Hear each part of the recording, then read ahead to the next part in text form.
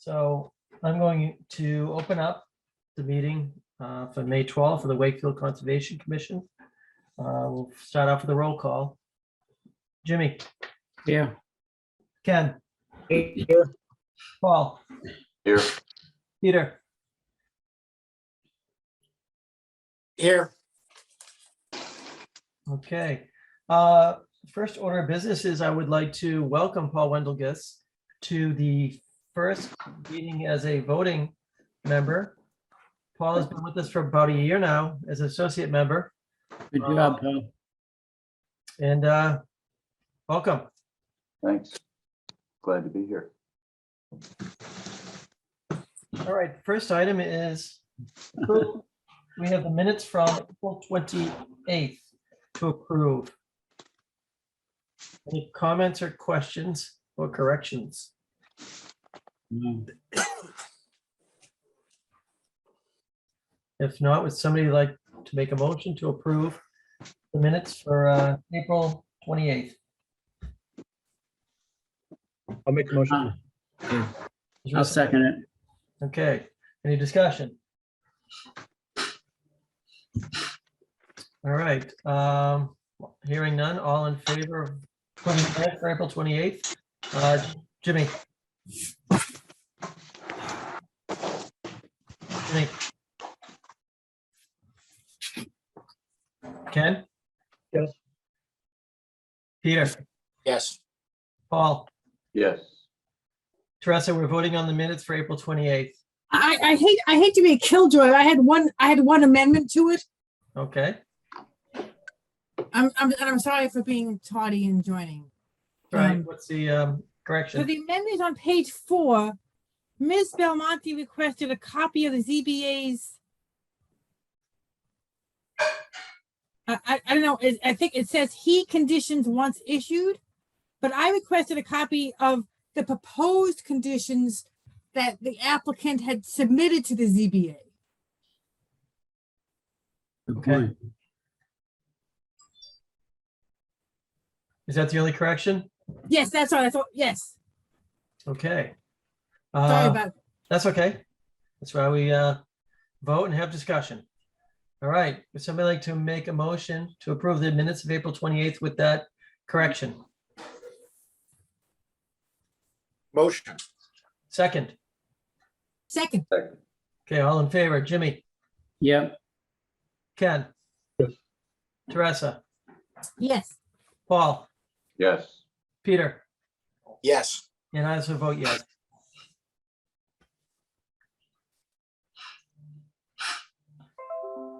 All right, next up is DEP 313608, that's 200 to 400 Quannapowick Parkway.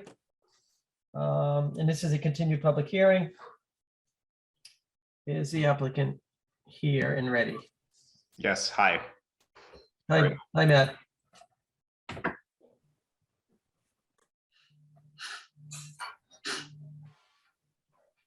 So I believe as we left it at the last meeting, we don't have any new material to present. I understood it that there would be potentially a draft order at this meeting, or a draft of a draft order at this meeting. I think unless the commission feels otherwise, I don't believe we have anything else that we need to submit formally to the commission. We would respectfully request that the public hearing get closed tonight with a draft order of conditions, worked out on this meeting or subsequent meetings. Well, I think if we have to modify any conditions, we have to do it now. Matt, I thought, now, Teresa, what she's talking about with that, I sent over that proposed set of conditions that you put down there. The only one I had a problem with was the last one, and I don't have it in front of me, but I don't know if you can bring it up. Where it deals with the wooded forest and stuff like that. And Sure.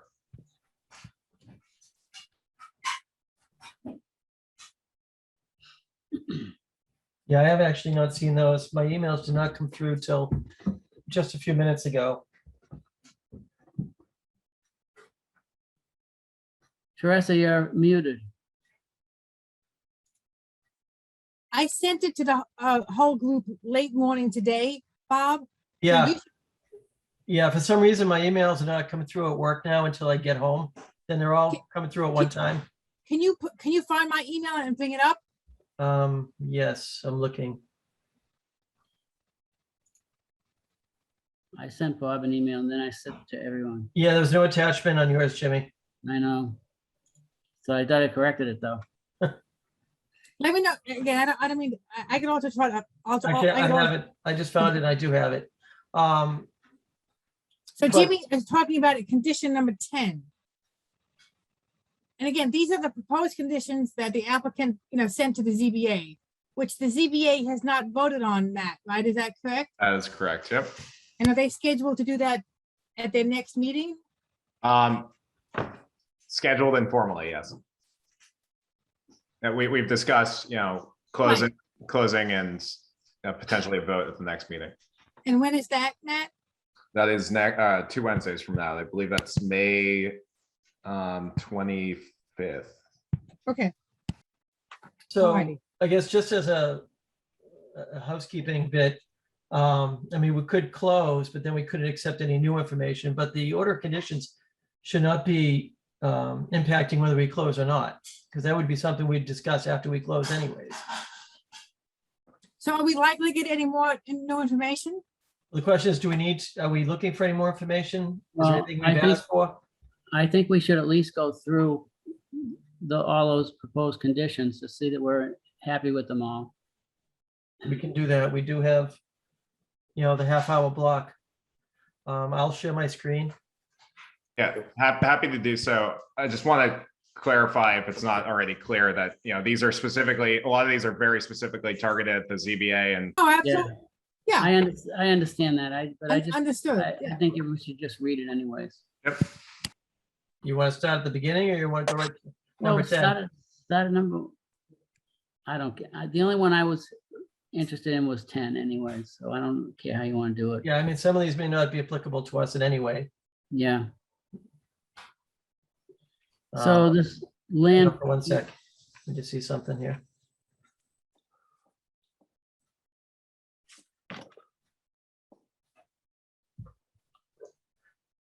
Teresa, you did go through them all, correct? I did. Can you just go through the, may I ask if these incorporate by reference the promises that were made to the Friends of Lake Quannapowitt?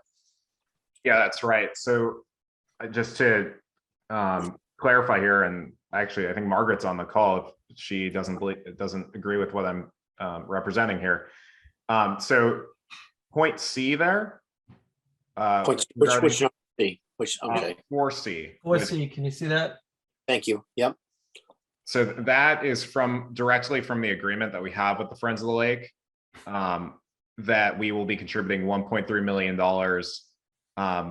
towards essentially some of Bill Renault's projects to do with lake water quality projects associated with, the one project in particular, the Main Street project. That's where that number kind of came from. But if that Main Street project doesn't end up moving forward, that money can be used towards other related water quality projects. So that's one of them.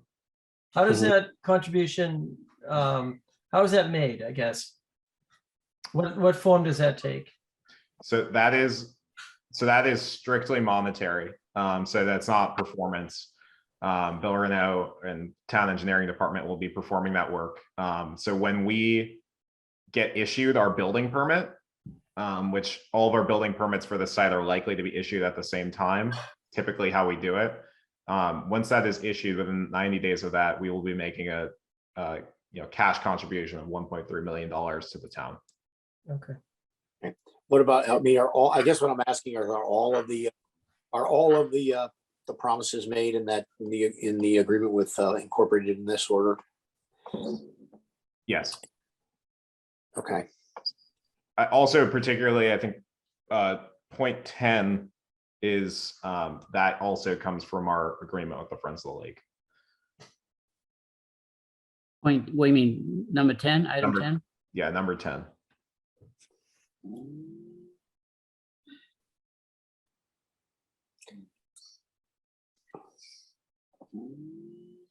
You know what I had a question about is you're providing a, and this doesn't have anything to do with conservation, so I'm just gonna ask you anyways. You're providing a place for policemen, is that correct?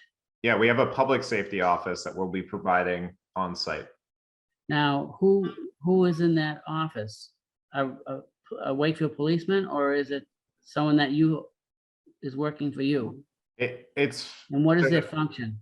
So it's kind of neither. So the request came at the ask of the Wakefield Police Chief Scory, to have a place. They have a regular patrol, as you know, of Lake Quantapowhat, and to have a place to stop by at in the middle of the patrol. If something comes up in the middle of the patrol, if there's an issue on site, basically have a private space where they could deal with any issue, or even just, they could keep, coffee maker, water, whatever in there. So it's just really a resource for them to be able to use. Okay, but my question, Matt, what I'm trying to figure out is this a position that's filled, 24 hours a day by Wakefield Police, or? No, it is not going to be a routinely staffed location. It's a resource rather than a really kind of a substation. Okay.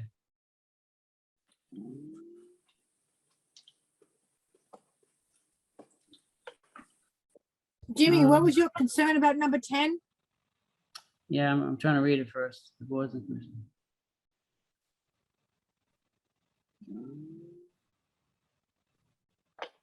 Okay, so we haven't seen this land preservation plan, have we? I think it would have been maybe like our introductory. Okay, well, at that point, I didn't know what it was probably for. So I'm not sure. I'm not sure about the extent of this land that you're talking about. I'm particularly not interested in.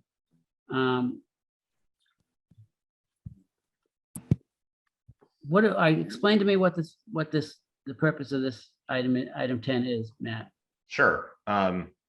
So that some backstory here is that when we were developing the site, there were areas of the site that are outside of the currently developed area that are, actually they may be wetland buffer, but they're not, wetlands themselves. That there was some concern that there would be potentially, whether it's this proposal or a proposal in the future, to try to add some development in those areas. Mhm. Candidly, some of those areas are a little bit challenging to develop and really aren't part of our development proposal. We're never part of our development proposal anyways. So the history here, and I'll bring up that site plan. The history is that we wanted to create some permanent protection so that those areas of the site will never be developed. And more importantly, also, there's a part of the site, which is what we call the front door of the site, in front of the buildings between the lake and our buildings, that the Friends of the Lake were really interested in us creating another kind of public park for the town, in effect, which is what we were willing to allocate. So that area of the site is very easily developable, but instead, we're allocating a bunch of acreage as public park. Let me bring this up here.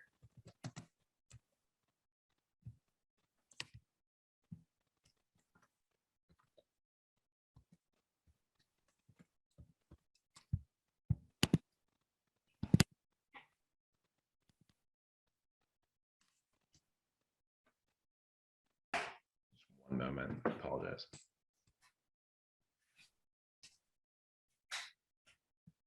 And then I can also talk about, after I show you this, I'll talk about some of the legal instruments and how there's some complications with how exactly land gets preserved,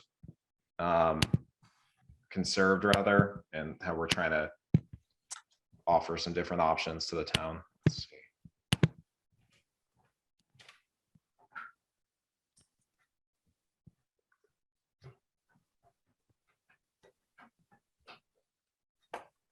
let my age fool you. I'm still not very good at technology.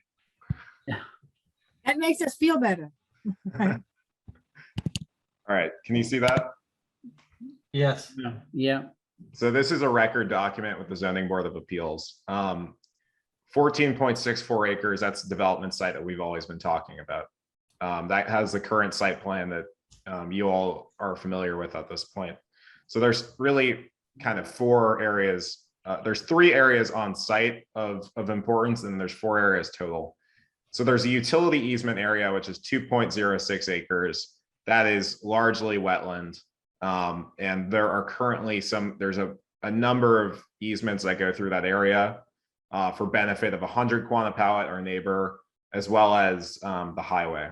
So the reason why we've kind of brought this into different areas and specified that these are different areas is because there's different legal mechanisms that have to be put in place because of rights of others to do with these areas.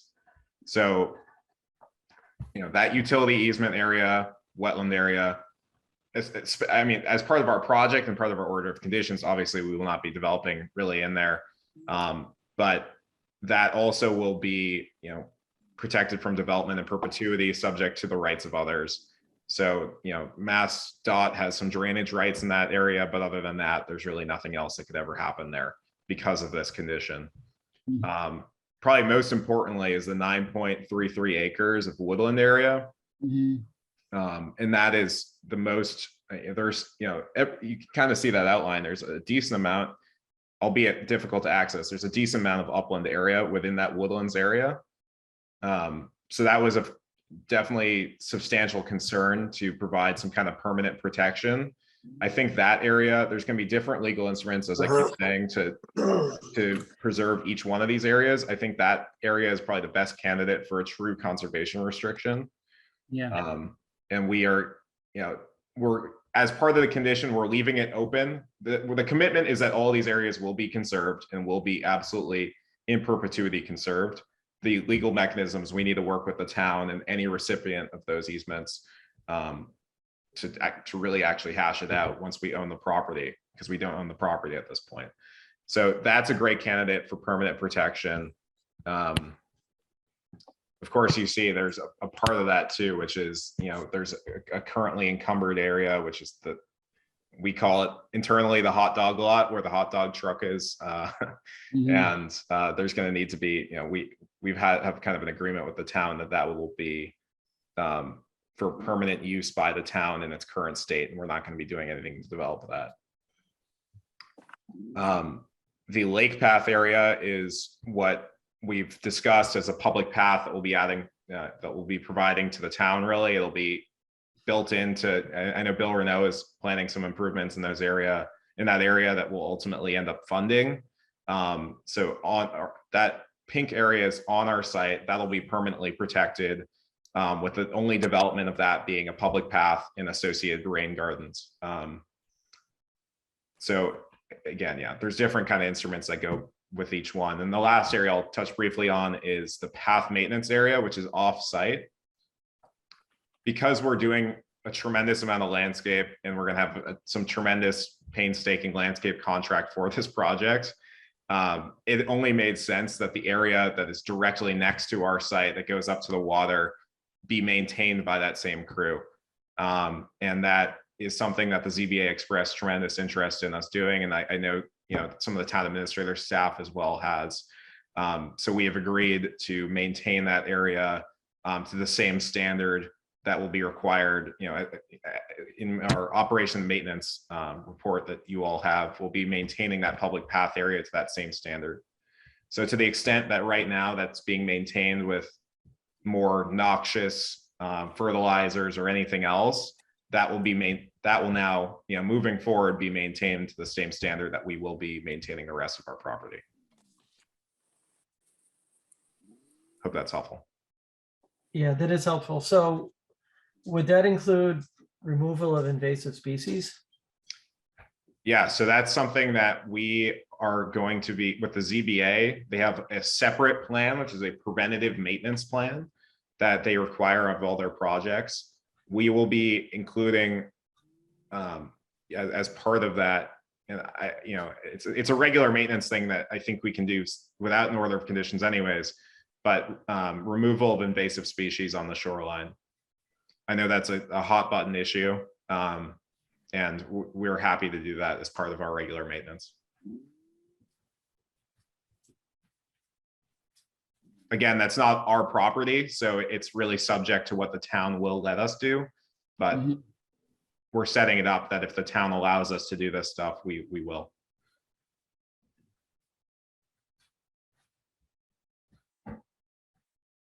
So will you be doing any kind of like Vista pruning and stuff like that as well? Yeah, so pruning, yeah, well, that will all Or happen. that's something you would have to come through us for? Regular maintenance, Well, not as long as sure. we're not, I mean, you can't just clear cut everything. Vista pruning is not clear cutting. well, yeah, sure. I don't think clear cutting we wouldn't be doing anyways, but in terms of, you're saying clear cutting of the invasive species, I think we would. No, of everything along, I mean, if you're looking for an unobstructed view of the lake by clearing the whole shoreline, I don't know if that's such a great idea. Well, I wouldn't say that's what we're proposing. The Okay. invasive species in particular, I think is of interest to the ZBA. And that is something that we would propose to do, subject to us being allowed to do it. Any kind of clear cutting, we're not proposing that. That's not what we're looking for our development at all. So if the town, I guess, wanted us to do that as part of what they're generally doing and they want to go permit that, fine. But that's not our MO here. Okay. It kind of said a question, Matt, so the preventative maintenance plan that the ZBA does, and in this you reference the operation and maintenance plan. Are those the same thing? Two separate documents. So the operation and maintenance plan is section 2.0 of your drainage report, which has very specific standards for how how we maintain our site as a furtherance of the Wetlands Protection Act. The preventative maintenance plan that they have includes very specific details about how our property is even secured and stuff like Okay, that. It's really gotcha. outside the purview. So that section 2.0 of the drainage report that we have must, again, I'm going to confess I've not looked at it to look at this question, must say there's no clear cut. I mean, does it have, because according to this section 5B, it says in accordance with the terms of the operation and maintenance plan. So that it has to be in accordance with that. And we have a copy of that, right? You have a copy of that. It's in the public record, and it requires that any large plant removal at all, which clear cutting would qualify. I would argue that invasive species removal wouldn't qualify, but that would be solely subject to the purview of the Conservation Commission. So if anything like that were to come back in the future, if there's large native plant species, and Mitch or Nick, you can correct me if you think otherwise, but we would have to come back to the Conservation Commission for anything like that. And again, we can confirm that by just looking at the O&M plan that we have. So Correct, section 2. I would say, generally speaking, that O&M plan was written in a very conservative manner to really try to implement best practices and leave, honestly, a lot of jurisdiction up to the Conservation Commission. we like that.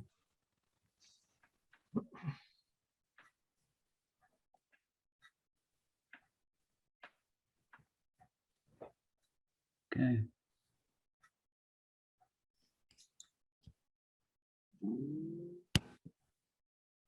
All right. So I just have, I don't mean to jump in and interrupt your flow, but my only question is, I guess I would like to see what the ZBA does before we finalize orders of condition. And I don't know if it means that we need to keep, I don't think it means, but others of my commission members can chime in. I don't think it means we need to keep the public hearing open. And I don't know what you think, if it makes sense to wait until we hear, well, I guess it just depends on the timing, how quickly we have to issue an order of conditions after we close the public hearing, right? 21 days. 21 days. So that would not give us a lot of time. If the ZBA meets on May 25th. For what it's worth, and again, I respect whatever the Conservation Commission decides to do tonight. The conditions that are, there's probably one condition that will change, and that is regarding really what we're providing for like a public restroom and the hours that that's going to be open. The conditions we had a meeting where we vetted the conditions with the Zoning Board of Appeals, and there have been meetings since then too, and there's been no further comment on any of this. And I think especially the items that have to do with the Conservation Commission, since those are really coming from the Friends of the Lake and there's a lot of deference there, I really do not see those changing.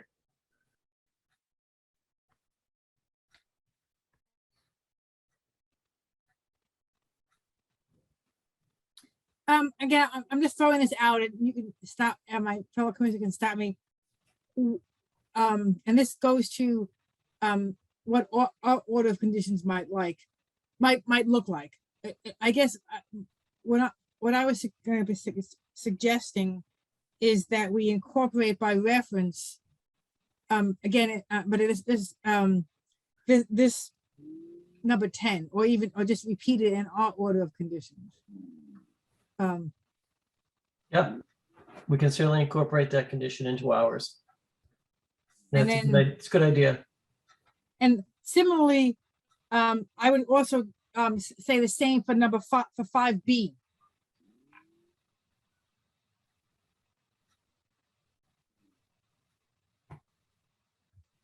Right. And maybe in connection with that, 5A. let's look at A. Sorry.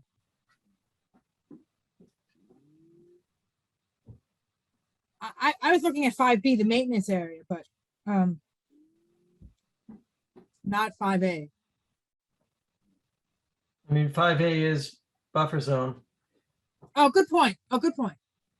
So I would add that. Okay. And then Matt, maybe you could just send us the plan we just looked at, because you said that was the plan. That's the area. That's the plan that number 10 and and this whole thing references. So maybe if you could send us that so we can just have a copy of that plan. Yep, I will absolutely send that. For just a ministerial thing, I think it can be referenced so that there's no kind of public record issues. I think it can be referenced based on the ZBA reference, but I'll send that. Oh, okay. As reference, just reference in the material submitted with the ZBA, but But I think the commission also should have that plan separately, so I will send that plan. okay. Can you Does that go mean back up to 10 for a minute? So Matt, the last sentence, should the town fail to provide all requisite approvals, this condition shall be null and void. So exactly what does that mean? So in order for us to enforce some of these protections, and we've talked about this with the Friends of the Lake as well, and there's kind of backup here in case this happens.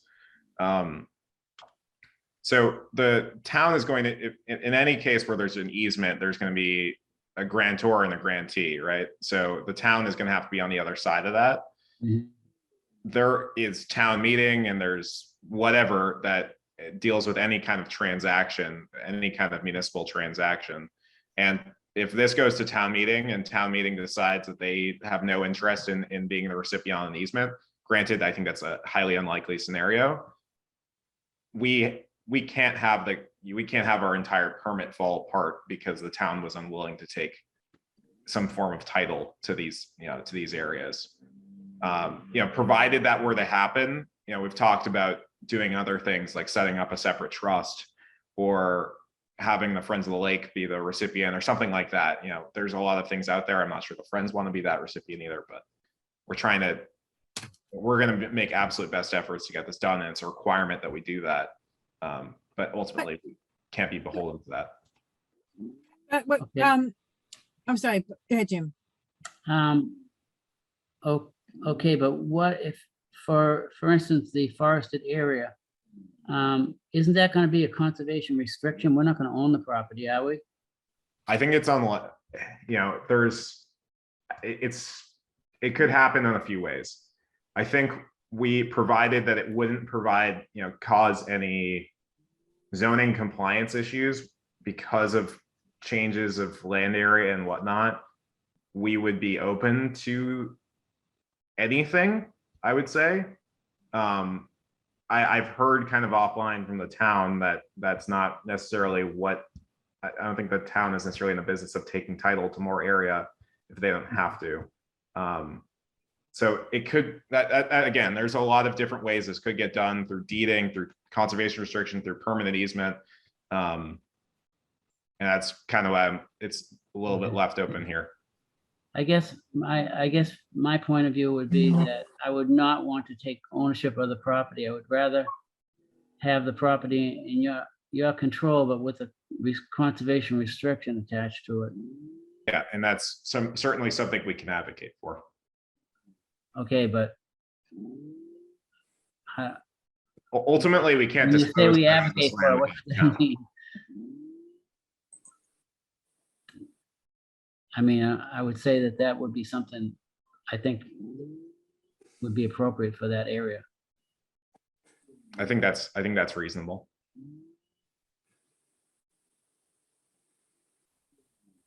My personal So- opinion is that it creates more issues than it solves by us disposing of that land. And I think you can get all the same protections out of a conservation restriction. Yeah, Yeah, Ye- definitely. You don't need to transfer title, absolutely. yeah. Okay, so what are we gonna do about that condition? We're gonna accept it like that? Or are you gonna provide us with more information about what you can do? My recommendation is that I think the way it's drafted allows for the town really to kind of control its own destiny in terms of how this gets played out. And I think there's a lot of factors that we don't totally understand, a lot of them being political, that I think it's beneficial to have this be not specific about which specific legal instrument, but instead allowing for and requiring that a legal instrument be provided. But I'm afraid with that last line you put Yeah, down there, the last sentence is very open-ended. what? It's very open-ended. I don't know, I'm not quite sure. Because at first it says, we'll do whatever the town wants us to do. But then it says, but if it doesn't provide approvals, then all bets are off. Yeah, well, I can understand their position too, because they don't want to Be go hanging through around forever. hold this thing and have it be denied. And more so, we can't control what the town wants to do. But I mean, if you were able to put a conservation restriction, that, how would the town be able to not allow that? Isn't that just something that you do? So there's like a great example is the area over by the hot dog truck. I hope that's a familiar enough location for those in Yeah. town. That there are rights of others, including the town of Wakefield, that are in that area. So it's nothing is really completely unilateral. There's a lease area where that it's a lease that dates back a very long time and for no compensation at all, but there are leasehold rights of the town in that parking lot area, which is included. So nothing is really completely unilateral.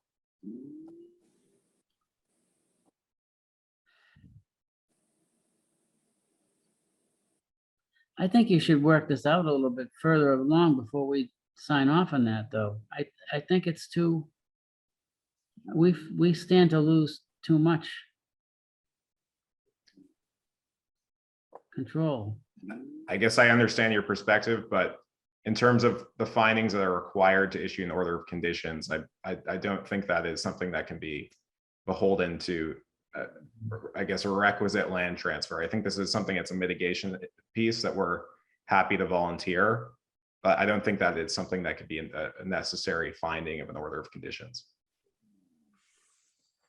I guess Teresa or Peter, I I see You're what our, you're saying. our legal experts. What are your thoughts on that? I don't know why we can't say that, I know this language is gonna be in the ZBA condition, but I don't know why we can't say that this area will be treated, in a way, will be dealt with in a way that's acceptable to us. I know this first couple of lines says, all town officials, boards and commissions.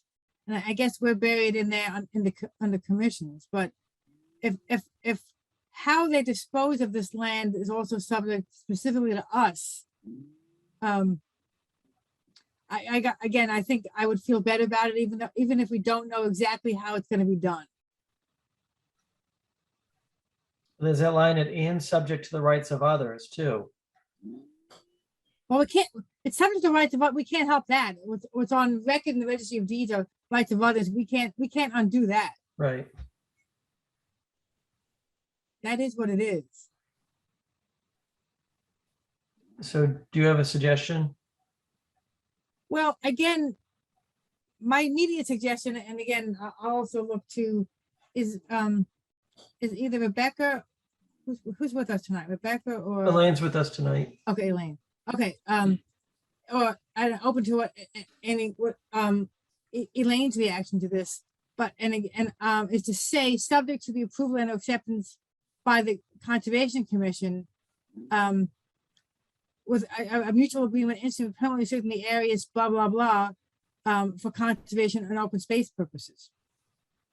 Period.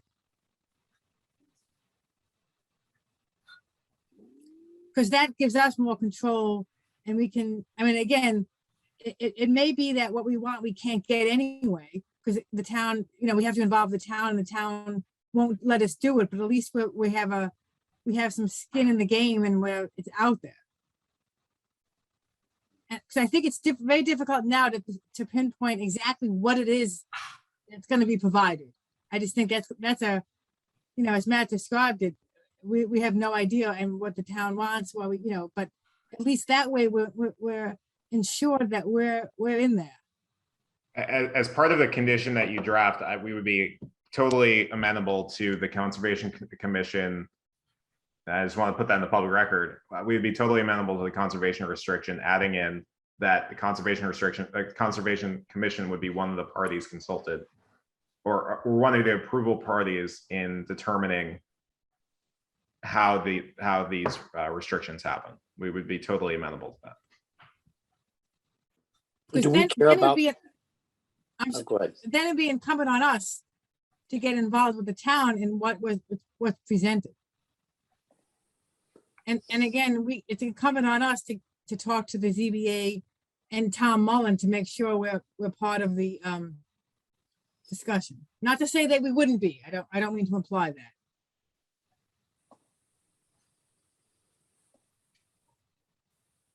So Teresa, I'm sorry, how would you have that section 10 read then? Just to go over. Yeah, so what I'm suggesting is something a little different than what Matt's suggesting. I'm suggesting that it's subject to the approval of us.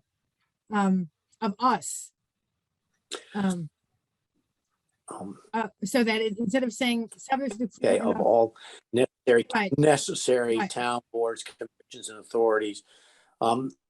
You're saying like maybe subject to the approval and or acceptance of the Conservation Commission and any other necessary. Right. Is that what you? Yeah. Right. So whether we're our approval and then to the extent that any other approvals needed them too, right? But not. Yeah. But right. we would be specifically. And do we care about whether it's the town, or would it be provide the town or its designee, or provide the Conservation Commission, or mutually agreeable? When you say provide the town, does that preclude it from being given to us if we need it? It's a little amorphous. It could, I'm not I sure. know it would be, but are you saying we should say provide the town or its designee, or it's or a subdivision? I don't even know what you call it. I don't know if we're separate from the town or whether that, calling it the town would be us. And I think provided the town has, yes, I guess we would be amenable to that. Let me ask you If there's something. real Why, there. why can't we take us out of condition 10, make condition 11 that says that you will get a conservation restriction for that area? That, Reasonably acceptable to the Conservation Commission or something, you know, yeah, I mean, why do we have to be involved with all this other stuff? Why can't we just make it simple? We just want to protect the forested area with the conservation restriction. This.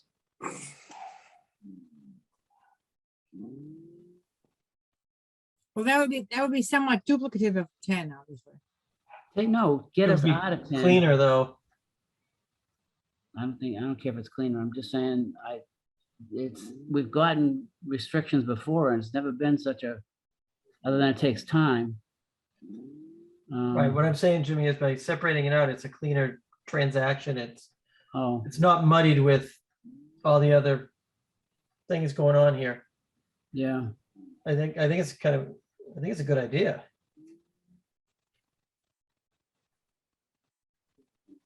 I'm not sure I understand that, to be honest with you. So Jimmy's suggesting taking the woodlands area out of this number 10, creating a number 11 that's specific to the woodlands area alone and us, and Yeah, getting a okay. conservation restriction. I'm sorry, the restriction relates only to, so in other words, our dog in the hunt is only the woodlands area. Is that what you're saying? Yeah, Pretty to much. protect that area. Pretty much the other areas are all pretty well. I mean, what are you gonna? There's nothing we need to worry about in the other areas. Right. So you're saying, again, I'm just drafting it, that it's subject to approval except of a conservation, a restriction, restricting, restriction acceptable to the Conservation Commission, restricting the use of the woodlands area for conservation purposes, or would you say something other than that, other than Conservation Commission? I mean, other than conservation purposes. I don't know. I leave it to someone else smarter than me to figure that out. So Elaine is with us and she certainly has dealt with conservation restrictions multiple times. Yeah.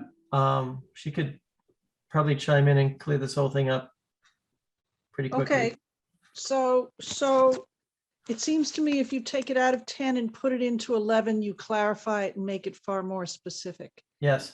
So I would be in favor of that. I just think it, as I said, it just makes it clearer than it would be if it were merged in with 10. Well, then we could just put it in our own order of conditions. And we could put it in our Yes, own we would order. adopt 11 into ours. So this conservation restriction, is it going to be the conservation restriction that is approved by the state? It has a certain specific Right. format. Will it be that one? Or are you looking to have some sort of conservation easement? They're two very different documents, and they have, one is in perpetuity and one expires after 20 years. So are you looking to have the state conservation restriction? And that requires state government to get involved, right? Yes, it Yeah, does, but it is in perpetuity. Yeah. That's It's the a- advantage of it. But it's a very long process. Yeah. It is, but you have perpetuity at the end of it. Whereas if you have a just a simple conservation easement, it either has to be renewed after 20 years, Right. and very few people remember to do that, or it expires, which is why they created the state statutory conservation restriction. Yeah, absolutely. Mhm. And kind of adding in my 2 cents here, I think there's, for this exact conversation, there's enough complexity here, which is, I don't see why, if we want to clarify that it won't be deeded, that's fine, we can do that. Again, I think this is, Department of Revenue is going to view this as a gift, since this isn't something that's necessary for a finding for this specific permit. And we're happy to provide some kind of gift. I don't think pigeonholing ourselves into a conservation restriction specifically makes sense given this. I would be more than happy to be amenable to a permanent protection provision, whether through conservation restriction or conservation easement. I just don't see, I don't see pigeonholing ourselves as a good option for this. So what if there were a condition 11 that called for a conservation restriction to be submitted within a certain period of time? The order of conditions is issued, and that gives you sufficient time to go through the conservation restriction process.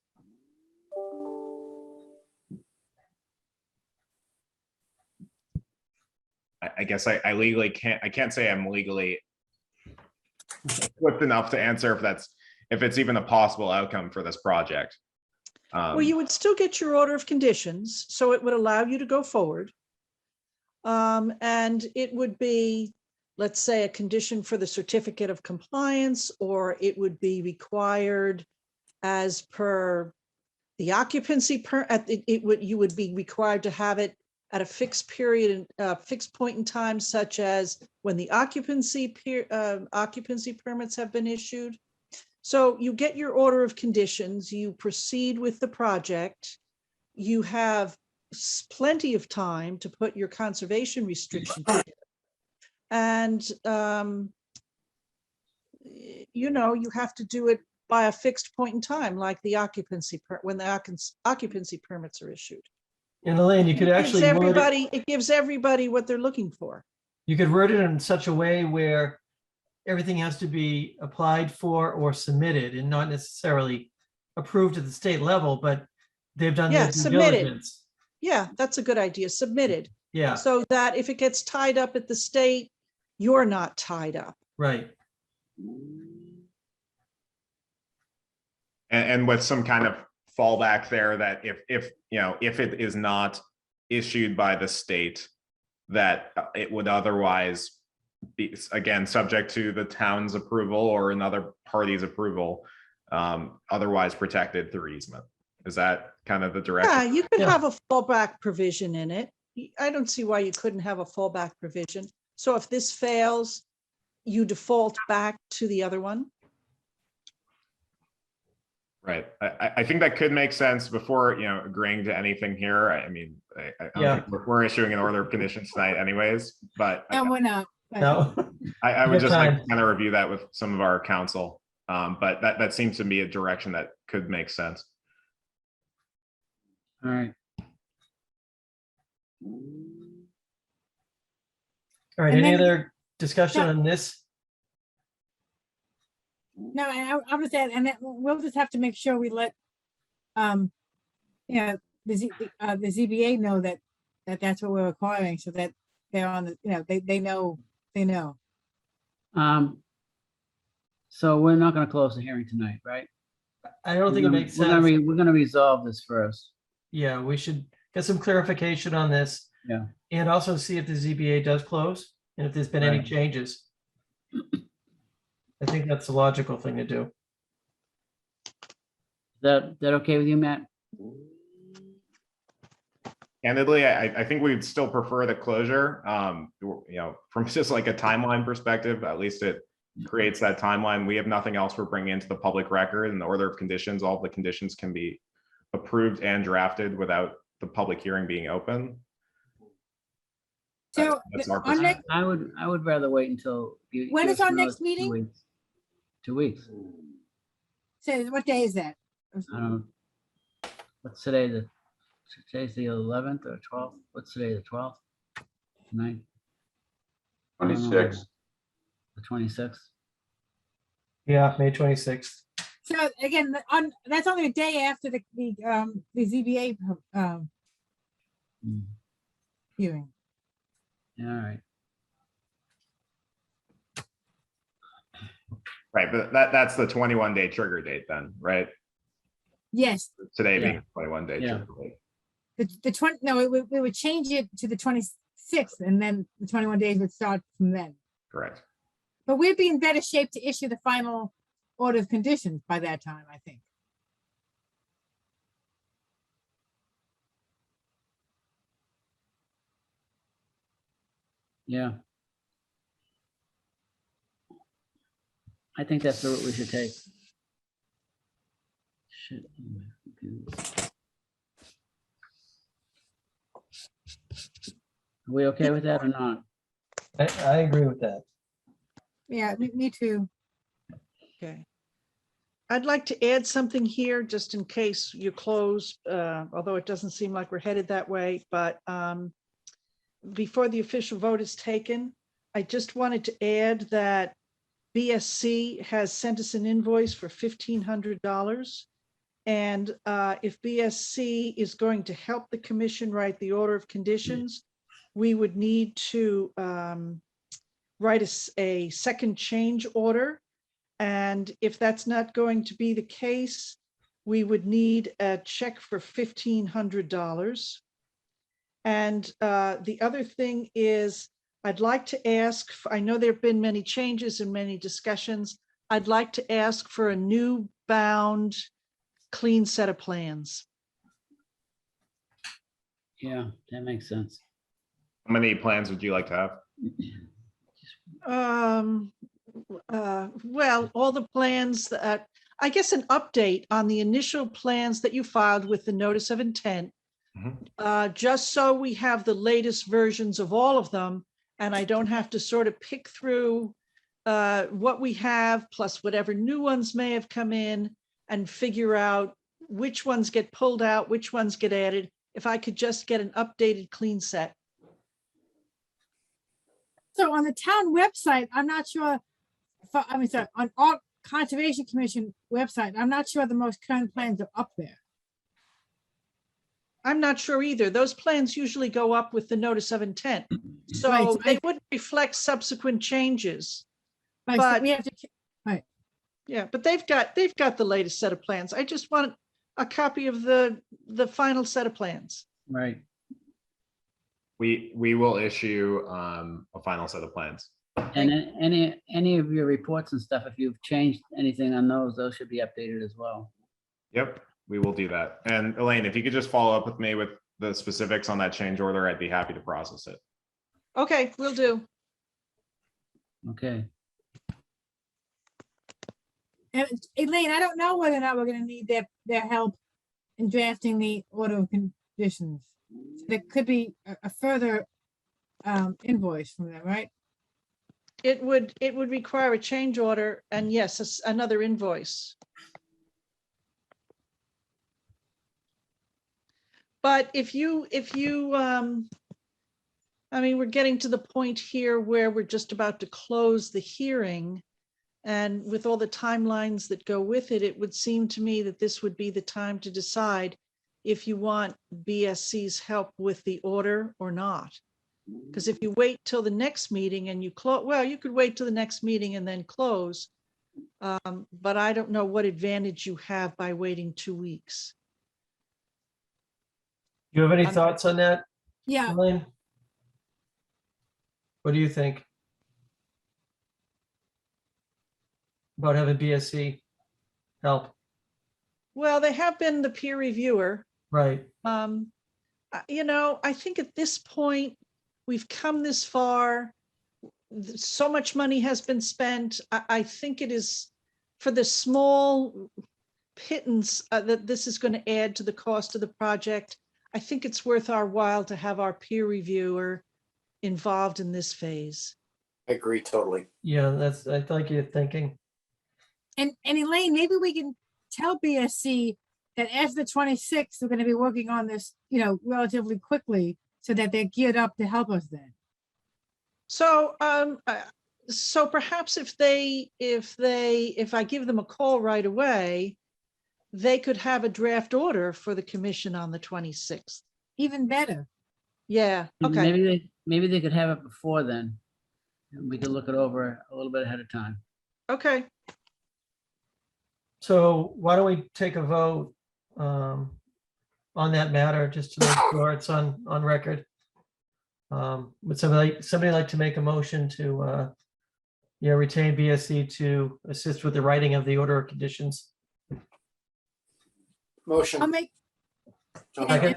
and the formal order is to motion is to issue a change order to include, to provide for that, right? Correct. Like Second, I said, so, all right, so Teresa, you made the motion, the No, formal no, Peter motion? did. Peter Peter, did. okay, and you second. Okay, all in favor. Jimmy, Yes. Paul, Yes. Ken. I have to recuse myself. Oh, that's right, sorry. Teresa, Yes. Peter, yes. I also vote yes. All right, Elaine, here's your answer on that. Can I just Okay. ask one thing? Yes, Is this going to be at the expense of the applicant? Under the consultant rule? yes. Okay. Thank you. Matt, are you okay with this? Yes. Okay. All right, any other discussion tonight on Quannapowick Parkway?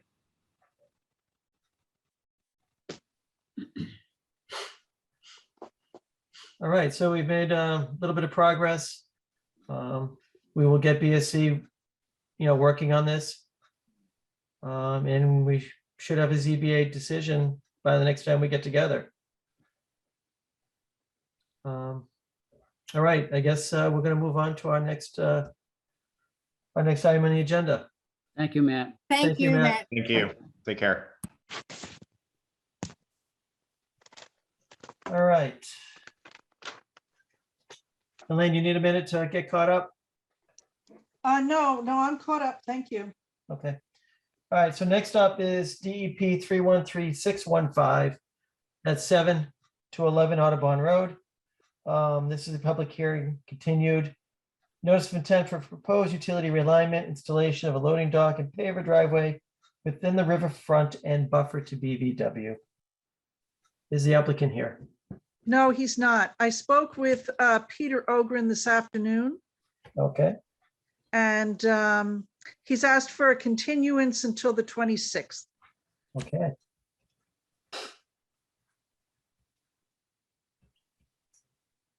We back on schedule? We're 2 minutes ahead. 1 minute ahead. Oh, my gosh. Despite all those billable hours piling up there earlier, we're right on track again. Well, it's a situation we don't very often find ourselves in, so it's a little bit of, Yeah.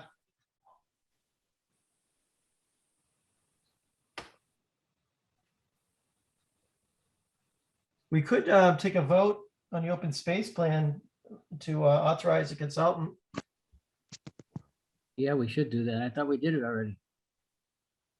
No, we took a vote to have a proposal, right? Judy, where do we land with that?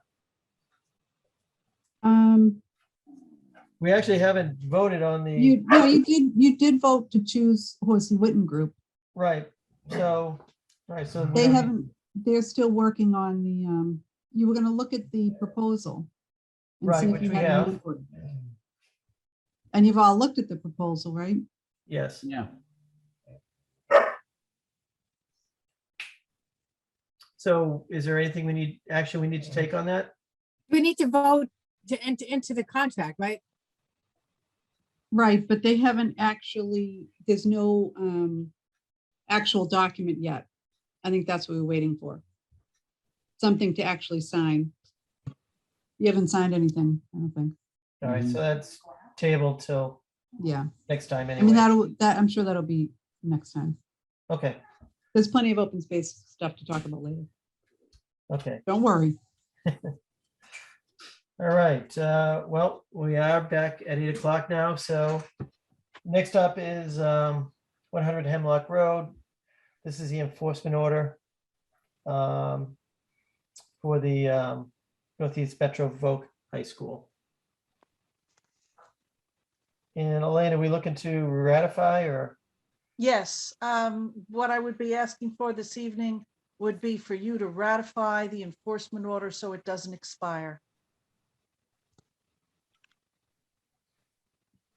So Is this there was any already, question on this?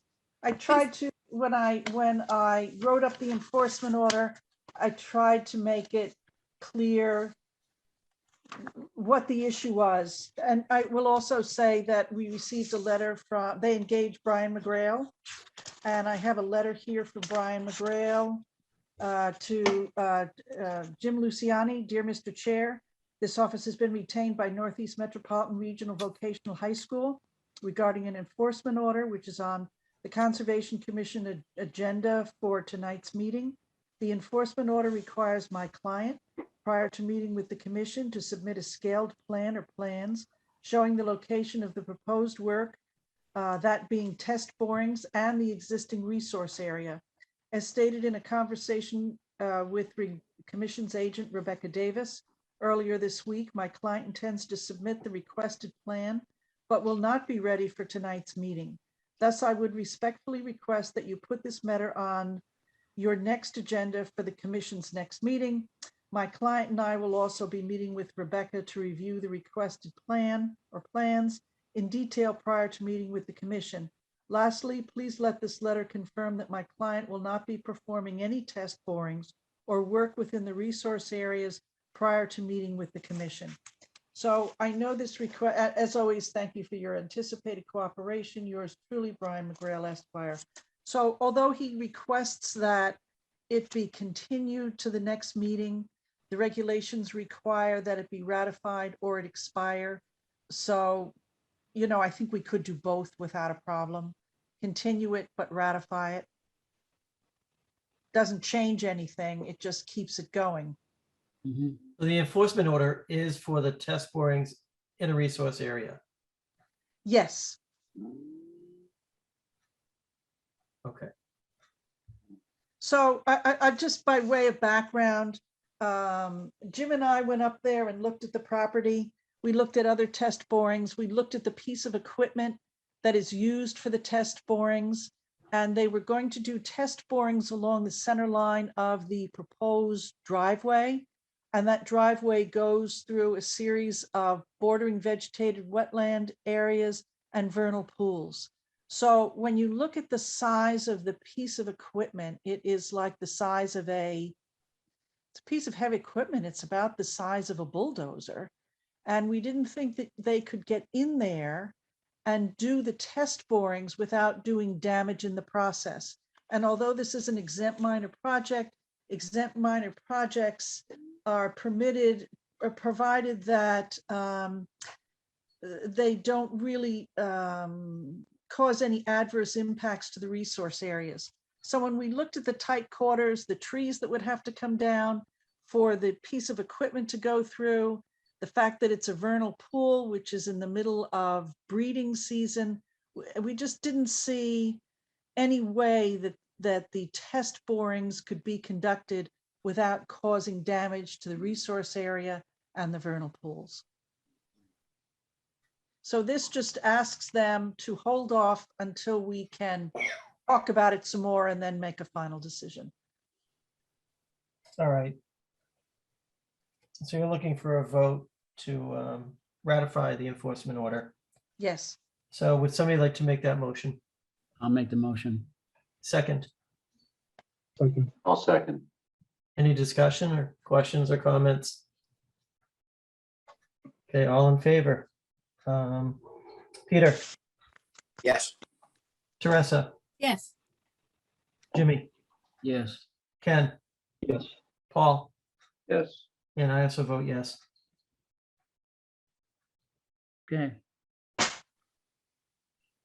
And as far as continuing, Elaine, we don't need to do anything for that, right? No, we just pick it up in 2 weeks where we would have picked it up tonight, because by then we'll have the plans we requested and they'll have an opportunity to think about it a little bit more. Okay. And look if there's any way that they can mitigate or avoid any adverse impacts. All right, I think we're up to orders of condition for a number of properties. Unless there's any other old business or new business. I don't have anything. Judy, do you have anything else? I spoke to planning board Tuesday night I went to the meeting and told them about the open space plan update and the ideas that we have. They were really receptive to it, and they mentioned that they're going to be undertaking collaborative quarterly meetings with the commission. So I think that would be good, especially once the plan is finished, as a way to keep some of the things in the forefront. They offered support when we try to get the parcels for both the town forest and the Emerald Necklace. They are also looking at their subdivision rules and regs. So we talked about the tree replacement policy, and I asked them if they could have some type of wording in their regulations about tree protection and about more native plantings. So if you have any ideas for anything that you think they could roll into their rules and regulations that would mesh up with conservation efforts, that would be great. You know, they're open to any ideas. They were very receptive to promoting more trees to regulate water temperature from runoff. So I think that's good that that's on their radar. And at the start of this meeting, I went to the environmental sustainability meeting and gave the same pitch, and they would like to help and volunteer. They're very interested in the plan. So I think, I'm just trying to generate some interest and get people geared up to hopefully volunteer. So I think that was good. Yeah, excellent. Good job. Yeah, excellent, Yeah, right. thanks. Oh, thanks. And we have an open space section up on the conservation page that has a lot of great information. Haley has taken a ton of pictures that are phenomenal. One of them is a partridge at Reedy Meadow, which I thought was outstanding, and a meteor shower over Greenwood. That's even better. But there's a link to the Dark Skies presentation. Another is an environmental artist who designs runoff area alternatives. She's also the one who did the spiral wetland idea, and some info on native plantings, the Golden Hills ACEC. We talked about that at environmental sustainability as well, because they also brought up the Vote project. They have a few members of their committee that wanted to get involved. You know, they had felt like they were kind of late to the game, but they are equally upset about the proposal. So I think they may get involved too. So they may be a good advocate to join with conservation as well as we move along with that. But it was good because I think we'll get a lot of volunteers and maybe a lot of other ideas. So if you have any thoughts on open space, anything you want to send along to me, I'm happy to make the pitch to people. And I also spoke to Julie Galvin about the town forest protection, and she said whatever she can do to advocate for town council for their support, she would help as well. So I think that would be great.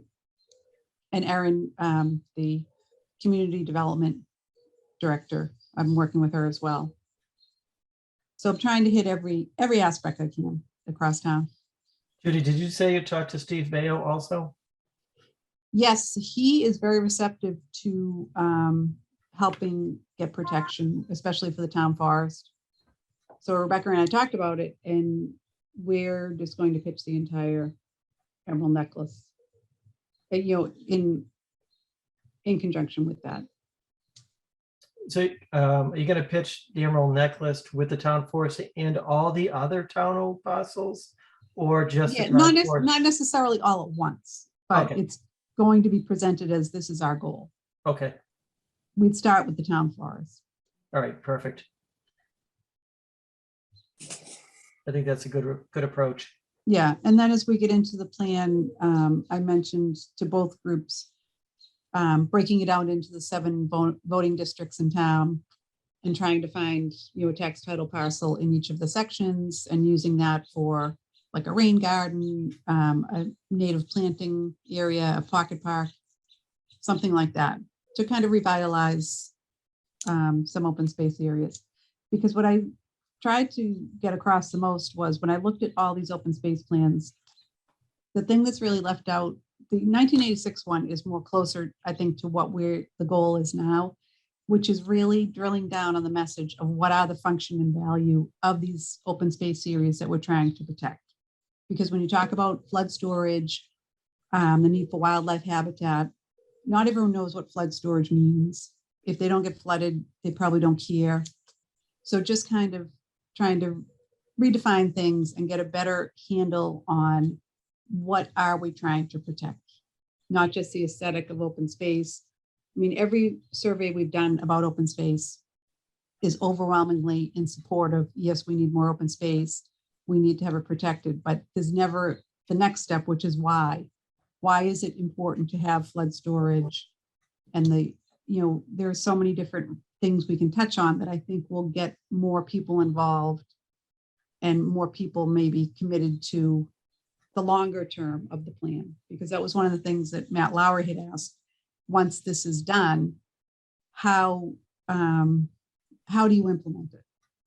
Which is always a challenge, but I think the more people that are involved and the more committed they are because they have a better understanding of what they're protecting, then I think that will help in the long term to keep it in the forefront, keep people interested and asking, what about this? What about this goal? I mean, that's what I hope will come from it. That it'll be just, a different way of looking at it this time. Well, it sounds like you've got some good traction going. Yeah, I think the timing is right. When people were locked down during the pandemic, they were, using the trails off of Fallen Road or, plenty of other areas. So I think if there could be some kind of mapping that shows, if you're looking for tennis, or they have the new pickleball court, that's this section of town. If you want some trails, it's here, because that was something that both boards had mentioned, that there isn't a lot of awareness of where the trails are and things like that. So I think better wayfinding and maybe mapping of different areas, I think that would be helpful. Yeah, there's nothing that's marked really anywhere. Right. Reedy Meadow has that one area the scouts have Right. Done, and that's about it. That's the only thing I Yeah. can think of. It's actually And it marked. doesn't have to be intrusive, but I mean, Right. there should be something at the town forest, a Yes. little, as some kind of signage. But the only way in is through Maple Way. Right, right. But without even going like through along somebody's- Holland Road, there, once you get in there, it's fine. But I think even small, it doesn't have to be overwhelming signage. It can be small. If you go to like the Essex Greenbelt trails, it's not, in your face much, but it's enough that it's a guide, enough of a Oh, yeah. guide.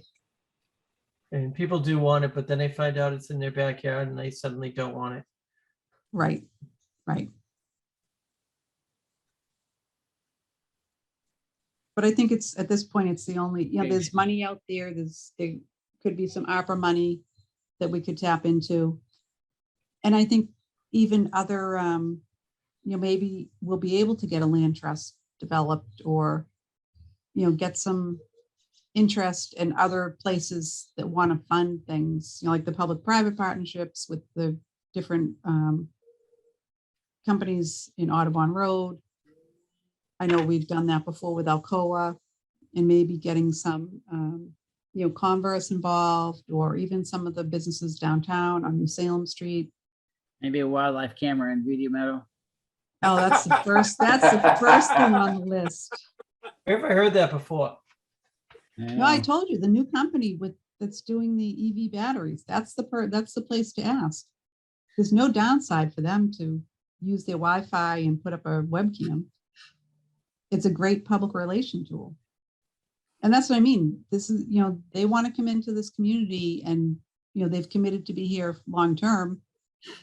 Okay, well, you're an EV company, so, you have to put your money where your mouth is. That's what it comes down to. And it doesn't hurt to ask.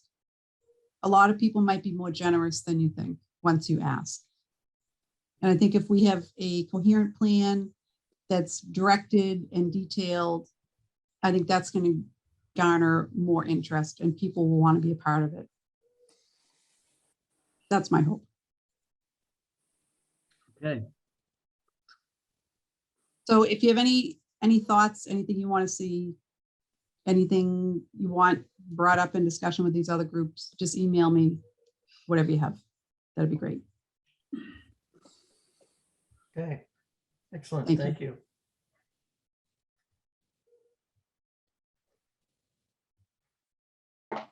Thank All you. right. respectfully. Should we move into conditions? Yes. Elaine, do you want to take them in order of the agenda, or? The first one is 2 Clyde Court. And Nope. you received a order of conditions if you were going to look it over. Yeah. So, So I had a comment on the, I'm sorry, Dan, I didn't mean to interrupt you, sorry. no, I'm done. Go ahead. What I was gonna say is, the one thing in looking over the minutes from the last meeting and what Brian had sent us about the proposed conditions, a proposed condition, about, restricted use, is that, in the conservation, in the, restrictive covenant easement and agreement and the proposed condition, there's no reference to the fence. And at the last meeting, we said that, it should say the fence, shown showing the boundary of the restricted area will be non-wooden and a minimum of 3 feet. So I think that has to make it into each of the, our order of conditions, as well as in the restrictive covenant easement and agreement, just that condition having to do with the fence. So I have here, yeah, I have that perhaps it would be in the order of conditions to extend the fence to the sidewalk. And that would reference the April 25th, 2022 plan. And we could ask for an update on that shows the fence extending all the way to the sidewalk. And then there was another one about a 25-foot no disturb area in perpetuity. And it appears to me that the fence reflects that 25-foot zone. Then I had something about 10 birch trees are to be planted. And then there was another question about what type of fence, like picket or split rail, whatever. And then whether it is to be a wooden fence or a plastic fence. So I suppose we could hit those same questions either in the covenant or in the order of conditions. They But should be those in are the both. 4 issues I have. You want them in the covenant as well? Well, having the fence be, maintained and have it be non-wooden and be a minimum height of 3 feet, I think should be in both, but. The only question I have is, this fence, if it's like a plastic picket fence, there's no access around it, right? So that probably wouldn't be the right thing to do, because you need to have access for the wildlife. Oh, you mean as opposed to like a Is- split rail? Yeah, it's like a regular picket fence. You don't want to put something like that because it's a good barrier for privacy, but it does not help for the The wood, wildlife. but the concern with the wood fence is that if it was like just a regular split rail fence, that it would deteriorate in 20 Well, years. that's looking more and more reasonable for this application. I mean, I was kind of against that, but I can see it might be easier I'm sure there's gonna be all kinds of critters down there. There's water there, there's plants, there's everything he needs to live. You can get a vinyl split rail fence. Can you really? I just had 2 fence companies here the last 2 days. Okay, so, all right, well, maybe that's the way to go. But I guess my point is that we don't want to block it off, so it's isolating that area. Yep.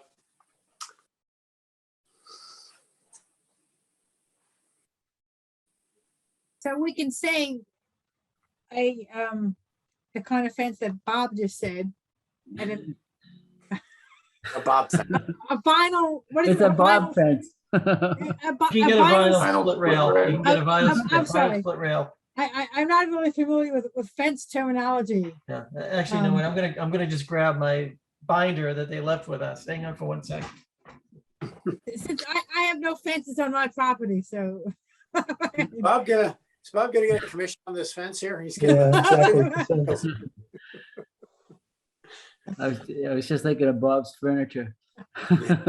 He was, oh, God. All right, so while Bob is doing that, I'm looking at conditions special to the project, starting with number 66. Holy mackerel. There's gotta Wow. be something wrong. if Can we you- go over the first 65 real quick, just to Yeah, Do we actually need all those conditions? We ought to look at that again, too. again, not tonight, though. okay, all right. So the real guts of this for this project is 66 and beyond. So if you wouldn't mind, I just want to go through each of these to determine whether you want to modify this, whether you want to add more, whether you want to change it, something else in the covenant, so that this gets written up properly. So if you could all turn to number 66 in the order of conditions, are you all okay with number 66? Because Teresa, I know you said you had a change, but I'm not quite sure where that would be, and I So want to. what are you looking at, Elaine? I'm looking at the order of conditions, and I'm looking at the special conditions at the end. What, yeah, but do we have that order of conditions? Yes, it was sent to you. Rebecca said she sent it to you, so everybody Oh, has. yeah. I have it on my computer if you want me to pull it up. Yeah, but why don't you pull it up, because if I try to bring it I up have, on mine. actually, yeah, I also have it open too. But go You ahead, might Ken. Yeah, so you can get a vinyl post and rail. Variety of styles out there. Hold it up, Bob, so I can see it. Oh, you won't be able to see much now. Hang on. I did. Bob, I got it. Where my fingers. Okay, pointing. so scroll down to the end. Oh, there it is. You've got it. Yep. Okay, so number 66. Do you want any changes with it, or is it okay as is?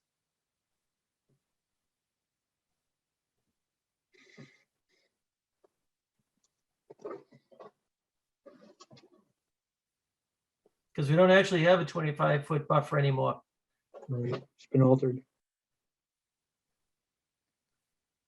Won't Brian's condition take care of, replace this one?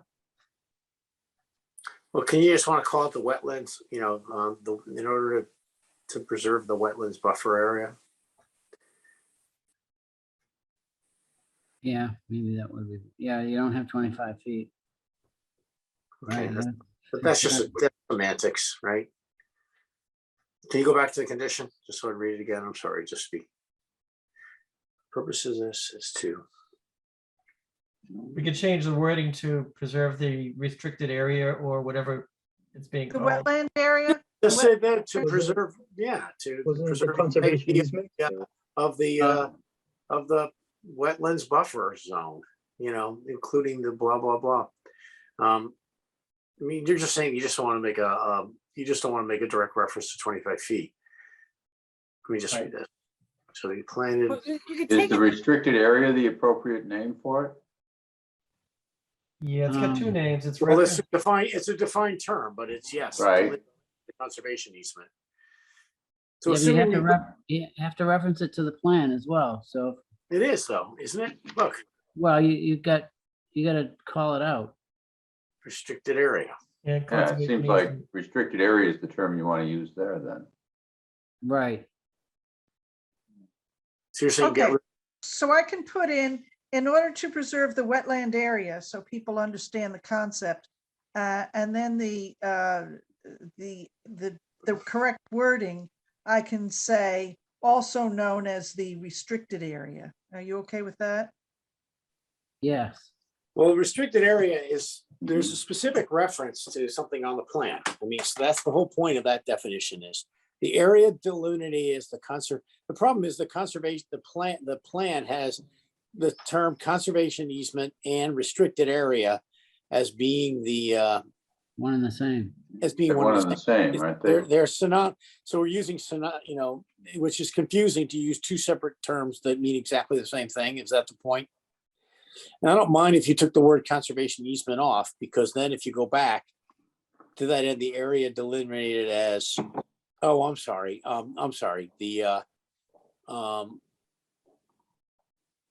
okay, I don't care. I don't mind. You're saying if we got rid of the word restricted area? No, as I look at this, if we say in order to preserve the wetland area, but now that I look at it, that's less appropriate than saying the conservation easement / restricted area. That makes more sense. Mhm. Okay. Yeah, I like that. Yeah, that makes more sense. So people aren't confused. Yeah. There you go. Okay, so And there's a planting plan, then there's the plantings, maintain in perpetuity. There shall be no dumping. Property shall remove trash. Restricted area shall not be. Can we just scroll up a little bit? So just scroll up a little bit. So yeah. Shall not be altered without prior permission. I'm just looking for the fence. It's not there. We have to add, it's not there. It's not there. There's no mention of the fence. So don't we need to put the fence in? That's what I said. I think I said that. I could be wrong. I think I said that. You did say that. We could wind back the transcript and validate that, but yes. You're starting to sound like a New Yorker. I always Sounds sound like a New insulting. Yorker. Just because I left New York in 1979, it means nothing. Right.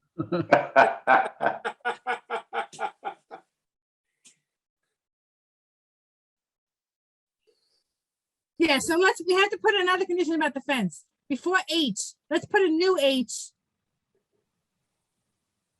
Yeah. Oh, so H becomes I, and we put an H in. Right. Yeah. The new H, I think we should say,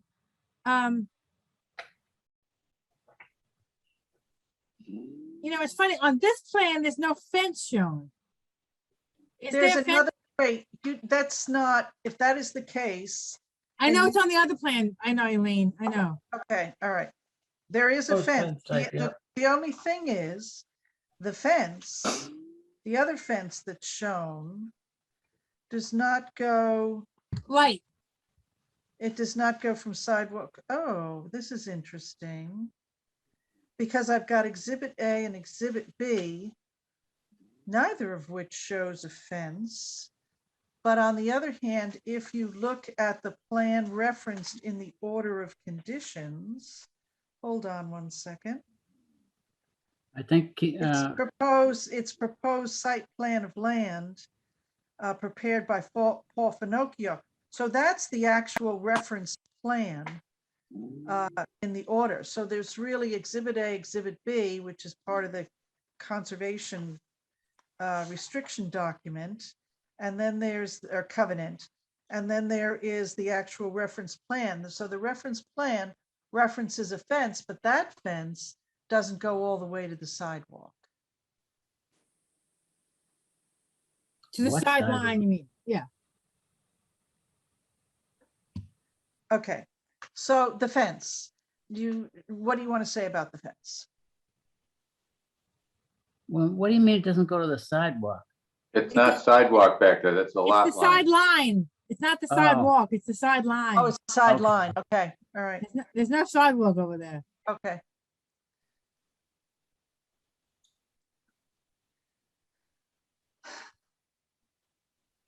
Wait a minute. I'm just It would thinking. appear that Sorry, I the keep going property back. line doesn't go there. It's just tough to tell. But the property line does go there, though. I know it. What Elaine just showed makes it seem like the property line doesn't go there. But it does. Ken, can you flip back to Exhibit A?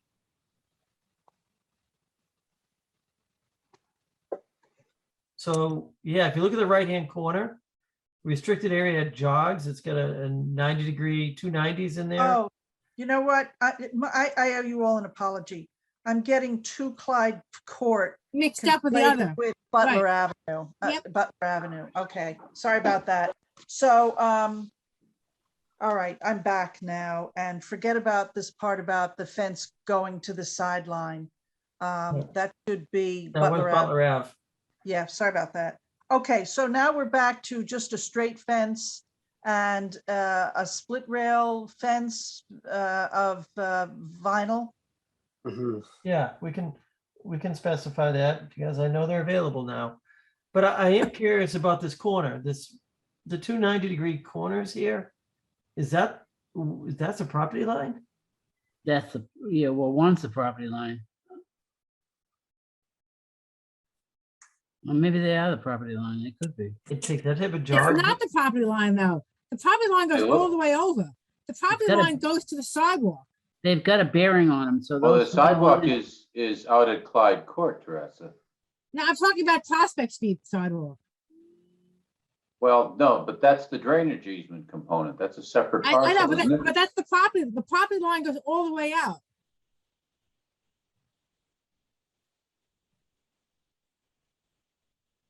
So But the drain easement. are they, but Wait, what's the question here? So my question is this right-hand corner where the easement or restricted area is jogging in the Yeah. 290, what is going on there? Because we don't see anything like that on Exhibit A.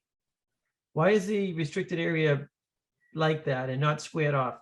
Well, exhibit, well, the plan that shows that you were just pointing to, it is showing bearings and a distance, so that's gotta be property line.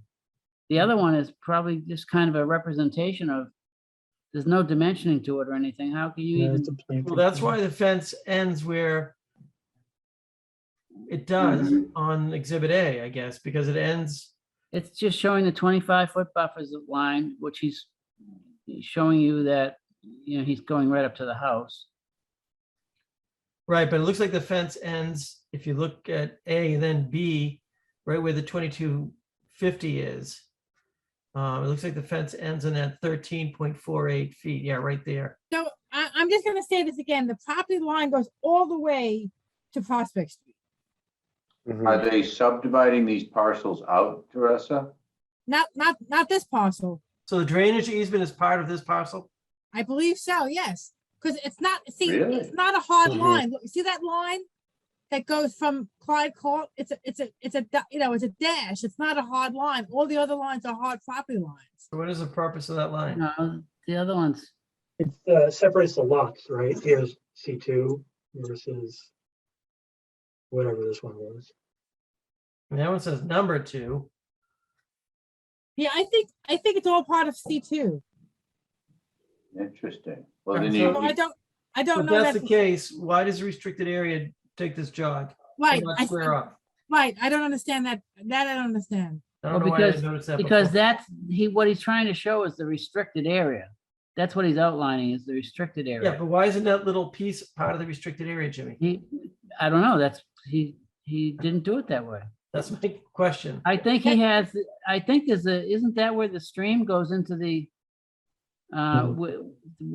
the drain easement goes into that little area and drains back into the wetland. That's where the cursor is. That's the overflow, right? That's right. That's where the Yeah. cursor Well, that's the is. wetland. That area is. the So I wetland. think so that's why he's got, where it says S, 05-2250, Yeah, that is where that drainage easement is all in that area. And then he had, remember he had like a little swale that went down, like a long feeder, went down towards the wetland. So I think that's what he's showing. Ken, can I ask you a favor? Could you go to the town website and go to the town, go to the assessors office and pull, because I know you're good at doing this really fast.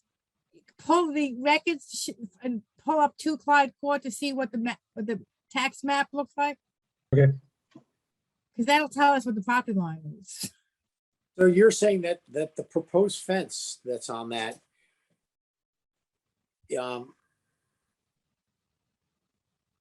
is going to include both the restricted area plus that little jog, right? no, I don't think it is because looking at Exhibit A on the left, the fence ends right where, the designations for the 3-SAM Oh, is. I thought it went all the way to the lot line, because No, what is the that? green area is not fenced.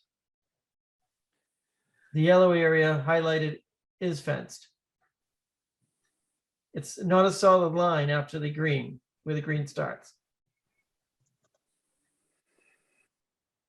And so you're saying that the fence, the fence looks like a little L? Well, And- more than that, I mean, it's gonna continue more. So as it heads towards the house, it's gonna make that radius down where it says, existing trees and all the way. It would keep wrapping around on the left-hand side, but on the right-hand side, it's ending right where the yellow highlight ends, is what I am taking out of this drawing. It's not very clear. Proposed fence, where Green. Ken highlighted in green, it ends where the yellow meets the green. Because it's dashed after that. And that's just a leader pointing to the proposed fence. I see. So he is ending it at that first 90-degree corner. Right, Where and that we don't, jog and we is. don't, and we don't Yeah, really know. well, Well, when we describe the fence also does not go obviously on the, if we're saying that the restricted area needs to be fenced, we're saying except along this doesn't get fenced along the back lot line. And it doesn't get fenced along that little jog. So we have to describe that the fence is, that only a portion of the perimeter of the conservation easement is fenced, right? Well, I guess the question is the yellow highlighted area correct? for the Well, fence? No, should it be because it doesn't followed? go down, doesn't on the left-hand side of it. Well, no, Does it- I'm sorry. Assuming, yes, he's showing it going all the way down on the left-hand side. But on the right-hand side, ending right where the yellow ends. Is that correct? Hmm. I don't know, when I look at it, it looks to me like the plan on the left is a planting plan. Is, It is. And the plan on the right is describing the conservation easement or the restricted No, area. That is That's- also, but it has proposed fence on exhibit A on the left. It's showing with a leader. Yeah, but it's a Proposed fence. planting plan, but that's not what's certain. I mean, if we go to the restriction on 66, we But- make but- direct reference to talking about the restricted area and the conservation easement. So Right. now we have to describe, we have to But put in a new H. Peter, there's no fence on the conservation easement restricted area plan. I There's no understand. fence. So now we're trying to draft something that says that we want to put a fence around the perimeter of the conservation easement, other than the back lot line. And then and then we have to describe that little jog, right? Well, that was my original point is I Right. don't know why it's like that and if it should be fenced or not, and I don't know. Yeah, but I think if you got the plans from Paul Finocchio, you'd see that drain easement area is made to drain down into the wetland. So So the is there fence any should reason why you end couldn't where put the a poster So rail it's fence? because I can remember walking in that channel when we were out there looking at it. So Jimmy, are you saying where the highlighting on the left ends, the yellow ends, that is where the fence should end because of that easement? I'm saying, on the plan on the left-hand side where it says, where you've got the green highlighted, it says proposed. Yep, I don't think you put any fence there. correct. That's what Because- Because that's your access. yeah, I into think the- that's why the fence is showing ending where it is. Right, I think it belongs right, yeah, I think it belongs there. Yep. And that I think is supposed to be equivalent to what they have over here, except for you can take out the 18.15, that section, and take out the 10-foot section. Leave those open. And that's what the drawings would indicate. I mean, that's the way I read it, but it is kind of hazy. Not Yes. really. It's well not clear at presented. all. No. And it's kind of a little bit hard to describe, even if we knew that, we would have to just say that the perimeter of the restricted area, other than the back lot line, and then other than the But you know what they should do? Peter, I want to suggest that on this plan on the right, they put the fence right on that plan.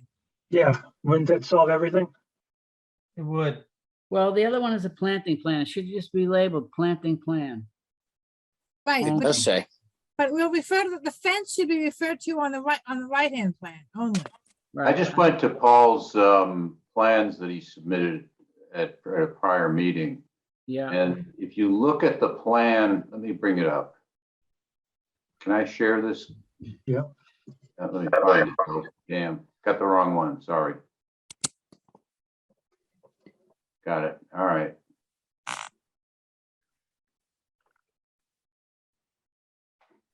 Let's see, that's- Peter, as you lay it down. Nope, I am not. I'm sitting up, but you're looking at the back of my thing. Oh, But okay. I did move from my desk because I didn't want to stop looking at my computer. If you look at this area here, this would appear to be the swale that's coming from the rain garden and going off. Yeah, Okay. that's Why what- they defined out that notch. Right. So it comes off, goes off site, goes across the property line. So that's He the said- logic of that little notch that we've just Yeah. found now. He's got the same thing there. That he's outlined the same thing. Yeah, proposed Yeah. fence ending, Yeah, actually his is ending. right, into a right where the spot green now. arrow is, right where the green arrow, yep, where Yeah. we were. It ends Yeah. there. Yeah, okay, so I'm gonna end. And then it goes down to the other side. It goes right to the property line on the other side. Mhm. Yep. All So right. that's the logic. So are we gonna ask him to show the fence on the exhibit A? Well, can we describe it as that, there shall be a fence constructed around the perimeter of the restricted area, except that a fence does not Yes. need to be on the back lot line or the portion on the, I don't know what you describe it, on the right side of the plan designated as 10 feet and the other one designated as 18 feet or Yeah, whatever. there's gonna be a fence along here, right? This was also part of the fence. So it's just on the western limit. It just, Right. it- This was It just this was a seems- fence still, right? Okay, I'm not sure what you're talking about. Oh, I'm sorry. Yeah, I don't have any plan in front of me now. yeah, we don't have a plan. But I guess we're saying is we're making reference to that one plan, that one picture. And so we really have to, we forget about what's on the left. That's why we're making reference in 66 to that. Right, but to the the fence comes restricted down here as well, though, right?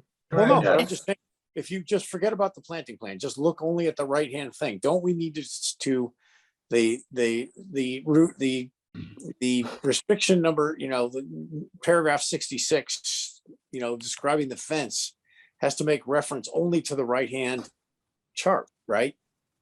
Yeah, but they should show it because we're. Because that's the one that shows the restricted area, and it's the perimeter of the restricted area, except along the back lot line and except along that 10-foot, the area marked with, the line that says 10 Yeah. feet, line that says 18.5 feet. Right, correct. I think that's a fine way to describe it, and it doesn't make them go back and put the location of the fence on this plan. Yeah, all you want to do is make sure that someone picking it up could say the perimeter. So the starting point is the perimeter of the restricted area, and that's clear. And then with the exception is except along the back lot line of the property. So that's an exception. And then you make reference to the two. Yeah, well, that's what we're talking about. So all we're trying to do is use it narratively, describe it. That's I all. wouldn't This is- call it this the is west. backland. This is west. I would say the westerly bound of the property.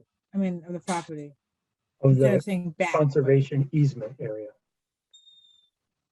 Yes, of the Or the restricted conservation area, easement Or area. I'd call it the restricted area because we call it Okay, the perimeter of the restricted area. And then you're right that I don't know what you call the, I don't know what you call the, how you call the lot line. You're saying it's west. I It's the can't tell. westerly bound. It's the westerly bound of the property line, right? But keep in mind, there's a little jog. here. Except for the area. Well, that's not the westerly bound. That's just Yeah, Um, except for the portion of of the restricted area adjacent, to the westerly boundary of the, I don't even know. Just overall Elaine, term. Elaine, do you have enough? No, I swear to I have God. too much.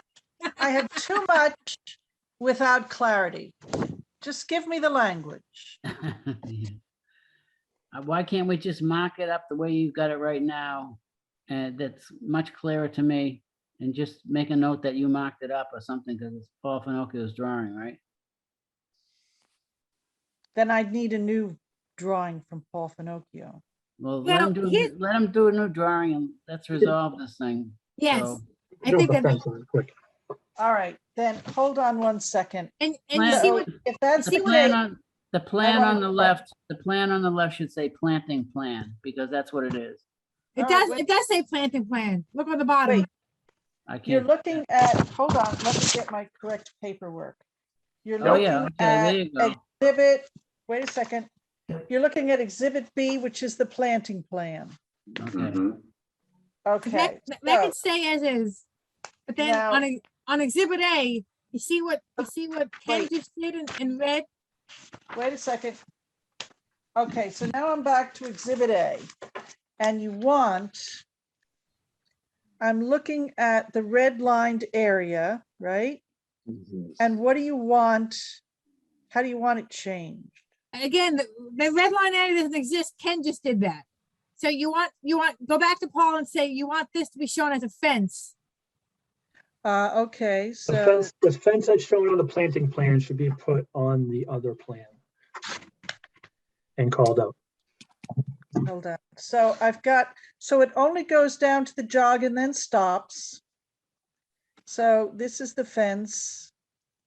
Just have him fix his plan to show just what Ken has put on there. I am. So the fence will be shown on a revised plan.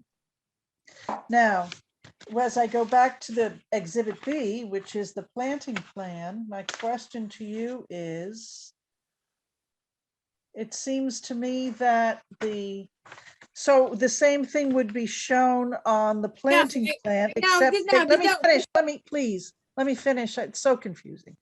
So do you want the same line as shown on the planting plan to be shown as a fence? That's my question. It is. I think it is already. It says proposed fence type. Yeah, to but be it says, determined. it doesn't say that, Bob. It says proposed fence type To be, Type yeah, to be proposed fence type to to be be determined. determined. So they're not saying that, It's a fence it Type doesn't to really be say determined. proposed fence. It says proposed fence type. to be determined. It's showing the location. I would, Yeah.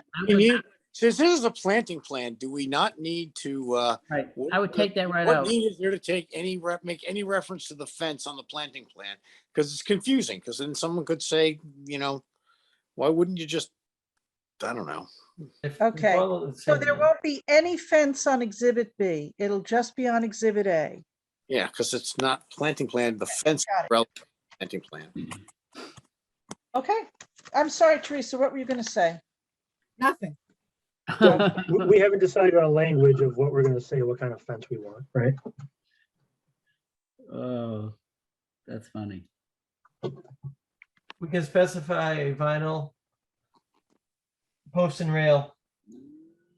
And there's different versions. They can choose what they want. Does it come in anything but, are they all white, Bob, or can you get different colors? You can get colors, but you know what? What happens with the colors? They're What? basically just painted and they scratch and you end up seeing the white underneath. Oh, What are you getting, Bob? No, I'm joking. I'm replacing my rotted cedar with a vinyl, or I might go aluminum. Hmm. You can get aluminum fence now too that mimics all these other fences. mm, So actually, in this case, I don't know if there's a post and rail in aluminum. Okay, so my next question is, that's special condition 66. And do you have any changes on any, nope, that's the last one. Okay, so it seems like we're done. But can I just suggest that we make that same change on the permanent restriction? And where do you want that language? Let me flip to it.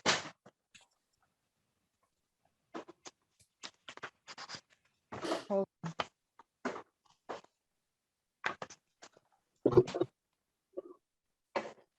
Okay, where is it on the conservation restriction?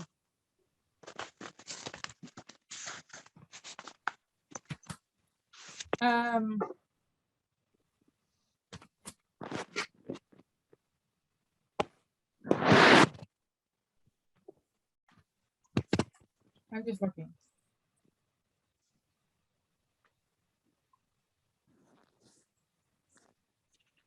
I mean, do others agree that it should be on the restrictive, the restrictive covenant? Is what the fence should be there as well? What section? Where are you reading from? No, I'm first asking Elaine whether others agree it should be there as well. Right. It seems like it needs to be one place or the other, so long as it's in the document that sets forth the conditions, no?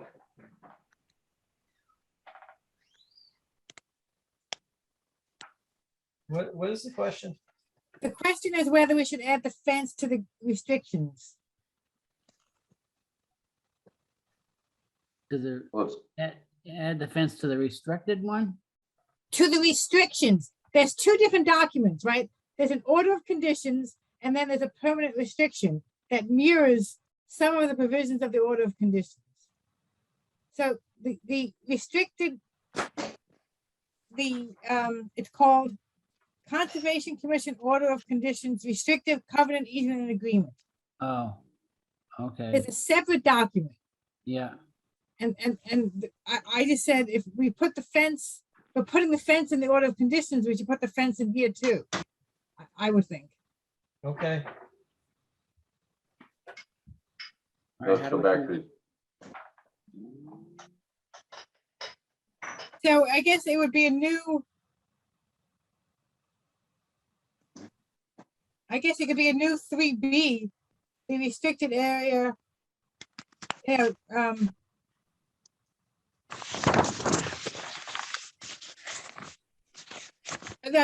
again, the same language we have in the order of conditions. There shall be a fence located, as shown on Exhibit B, which shall be, of the same kind of,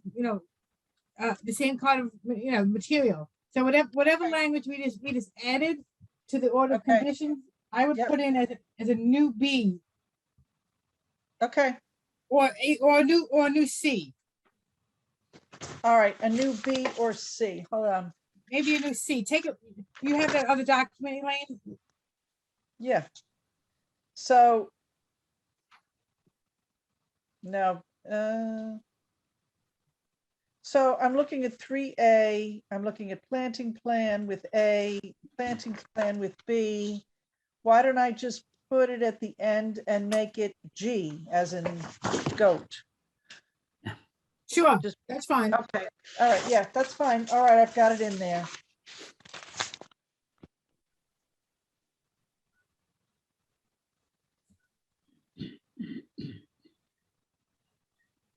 And then was there anything else? I'm sorry, past 66 on the order of conditions? Was 66 it? Okay, do we have anything else? Hold on. No, I think that was it. All right. So we'll get an updated plan and I'll cross-reference, I'll change the date of the plan on the covenant so it reflects the new plan. And I'll put those I'll put the new condition in the order and I'll put the same language in the covenant. And Elaine, you could prepare a signature page and drop it off at Jimmy's house so we can have the signature page ready. Oh, as a matter of fact, since you bring that up, we're going to have a number of documents and not a lot of time to type them up and get them out because we're already 14 days into the 21-day period. So actually Rebecca asked if you could come in and sign it at the office. So, but they need to be signed right away. There's going to be a lot of them. There's going to be all of the orders, plus the ratification of the enforcement order. So, so either you need to come in and sign it at the office, or you have to be sure to sign it at Jim's this weekend. And Jim can drop it I'm off at happy the to- office next week. Yeah, I cannot, I mean, I'm in my office most days, so, but I'm happy to go to Jim's, and sign. So Jim, if everybody, if I leave it at your house tomorrow, if I leave all these documents at your Yeah. house tomorrow to be signed, Yeah, can you bring it back into the office so Rebecca can start typing it up? I can do They that. need to go out Thursday. Yeah, I can do that. I'll bring Okay. it on Monday. All right, great, thank you. Does everybody need to sign every document? We need need four four, yes, signatures. we need four majority. signatures. Okay, I'm leaving town tomorrow afternoon for 3 weeks, so, All right. That's all right. We need just a majority. okay. I'm leaving town for 3 days tomorrow afternoon. All right, so and Jim knows, part of my Saturday morning routine, my errands. I Yeah. take a trip to Jimmy's, so I'm happy to stop by on Saturday. Okay. So I'll who be do we there. have I'll be signing? waiting for you. I could, Who's signing? is somebody in the office tomorrow? Later Elaine's in. on in the morning, what time? I mean, if you're there in the morning, I could put my signature on everything in one shot and be done What with time? that. What time? What time are you in there, Elaine? Well, I won't be in until late tomorrow. I've got something going at 10 and it may last for about an hour. All right, so But- I can go by Jimmy's on Monday. Okay, all right. I'll Who- just who bring him else up is to go- New Hampshire for you. Yeah, And bring what him if- up, Jimmy. Peter, Peter, you'll be around this weekend, so you can sign. So there's, That's not gonna be a problem. Okay. so we have the four. Yep. I can come to the office tomorrow at noon if that helps. Okay, we have too many. No, don't come to the office. Okay, Don't come to the office. Go to Well, Jim. She needs time to write them up. It's gonna take her time Yeah. to do that. Right, Okay. but I won't I won't be in until later. So there will be any documents for you to sign if you Okay. come into the office too early tomorrow. Okay. And I'm not sure how long this 10 o'clock thing is going to take. Yeah, so Okay. Jimmy, I'll come by Monday or whatever, Monday, Tuesday, whatever. All right.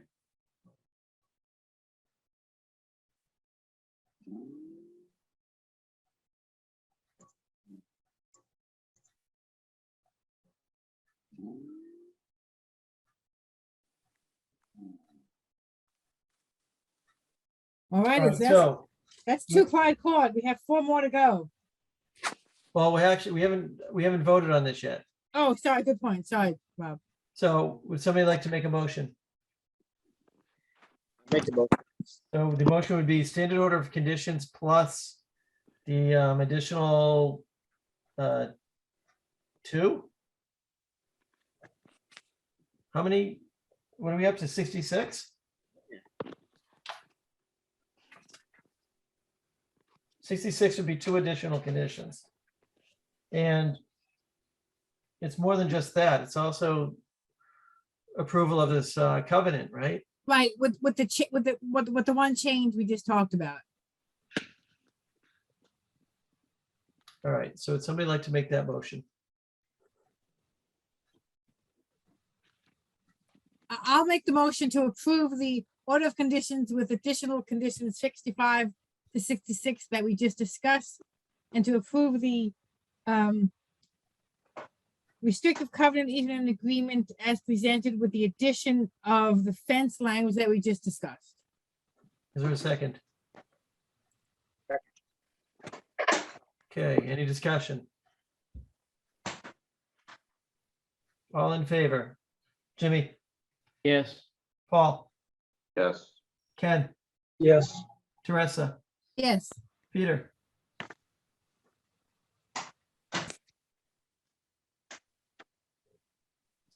Peter? What happened, Yes. Peter? Go wake him up, Jimmy, go wake him up. Throw a rock in his window. Yeah. He had to go, he had to take Stanley out. No. I said yes. Can you guys? Okay. I also vote yes. Oh, you guys are funny. All right. And so we got 4 more of these. Okay, we gotta make. we This was gotta a tough one. Gotta start moving them along. This was a tough one. We never did specify the fence type, did we? We did. Final split rail. Yes, we did. Okay, Yeah, okay, that's gonna be in the, condition. okay. Does Elaine know that? I have Yes. it. Okay, let it go. All right, so next up is Lake Street, 313607 Lake Street.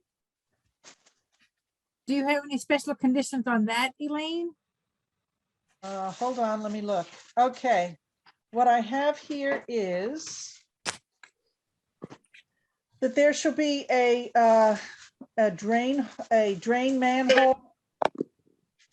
The drain manhole on the 69 Foundry Street site, drain manhole number 2 will be replaced with a Storm Scepter 450i. The silt socks surrounding the dewatering sediment bag will be replaced with hay bales. And there will be a turbidity curtain. It's also noted in the plans.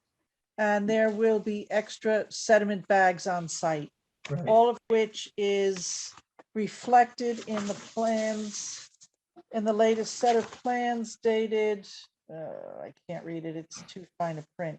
But the latest set of plans for, I don't know, 421 maybe. Do those need to be added as conditions if they're referenced, if they are in the plan? Or, 421. I mean, it's not a bad You idea to know, call them out. I'm of the opinion that it is sort of a belt and suspenders kind of a thing, that there are some people who read plans and there are some people that read orders of conditions. Okay, So you catch it either way. makes sense. All right, so we have a standard order of conditions with those 4 additional conditions that Elaine just stated. Yep. Is there a motion? I move to move approve that. the order of conditions with those 4 additional, I'm sorry, 4 additional conditions. Is there a second? I'll Second. second Yep. Okay, all in favor? Paul, Yes. Ken, Yes. Jimmy, Yes. Teresa, Yes. Peter, Yes. and I also vote yes.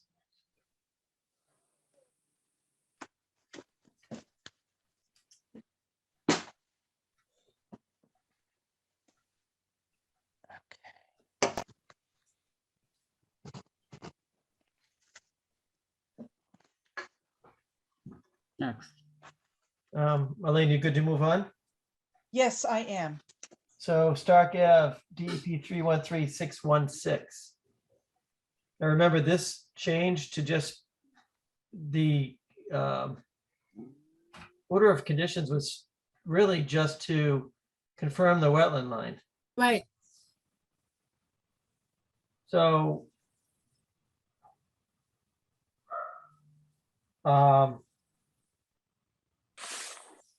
Where did we? how Where do did we we? handle this one? We don't need 60. I'm a little confused where we left off with this, and I'm sorry. Can we refresh? Let me close the hearing. Yeah, Yeah, they here, changed the I've got a scope. letter that I think will be helpful. Sure. It's dated April 27th. Dear members of the Conservation Commission, on behalf of the applicant, the Office of William and Sparages respectfully request to withdraw the roadway and drainage portion of the notice of intent filing. Instead, the applicant is requesting that an order of conditions be issued approving the bordering vegetated wetland only. This approval would only pertain to the location of the A, B, and C series wetland flags. The applicant has decided to reconsider the proposed project. However, the confirmation of the wetland resource areas will allow him the ability to redesign the project, knowing that the wetland resource area boundaries are approved for 3 years under a valid order of conditions. Mhm. Signed, Peter Blaisdell. So that means this is an ANRAD, right? Well, it's being treated like that. He doesn't want to refile an ANRAD. What he Right. wants to do is, yeah, in essence, it is. It But functions as do we one. ever have But a? he wants to use the order of conditions form to do it. So And we I would, will, yeah, before we would had ORADs, we did this with notices of intent and orders of conditions. So my thought is we could reference the plan. And sometimes what I'll do is I'll put in a page 1A and reference page 1A with an explanation that the project as proposed in the notice of intent was withdrawn with the exception of approving the bordering vegetated wetlands boundary. So it's all in there and it's all explained. right, so we'd not be issuing any standard order of conditions at all. No, nope. Okay, so, and did we resolve all of the, I mean, my recollection is, I'm sorry that I just don't have but we went through something where there was a lot of fill and there did seem to be some concern about the wetlands boundaries. Was I right about that? Or, I'm sorry, I just don't have my memory's failing me on this, but I thought that we had, Rebecca and Elaine had confirmed the wetland line. There was some Right. potential fill in a wetland area, but it didn't change. okay, that's fine. Thank you. Didn't change the line. I appreciate that. Okay, okay. So do we call that 1A a condition, Elaine, or how do we? No. I just put, I'm saying in situations where you don't have a box or a line in a standard form, what I would do is I would reference the plans, put an asterisk on it and say, see attached page 1A, and 1A would have an explanation that that portion of the notice of intent that references the roadway and the drainage has been withdrawn. This order of conditions references and confirms the wetlands delineation only. Or maybe I'll even find, space on it on the form itself, but it would be an explanation of why it looks the way it does.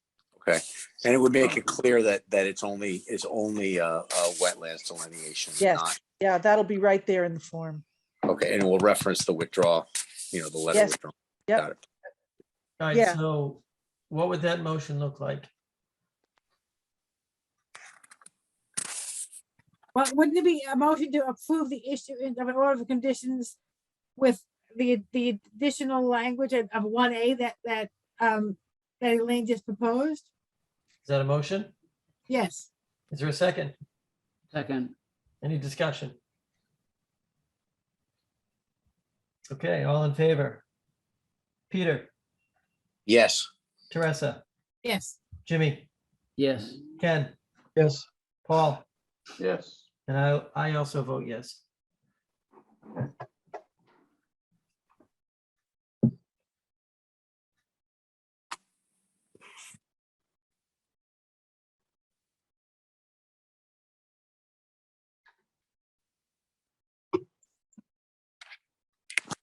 All right, Elaine, let us know when you're ready. I'm ready. All right, so next up is 39 Coolidge Park. That's DEP 313617. Okay, here's what I have on this. I have a revised plan dated April 29th, 2022.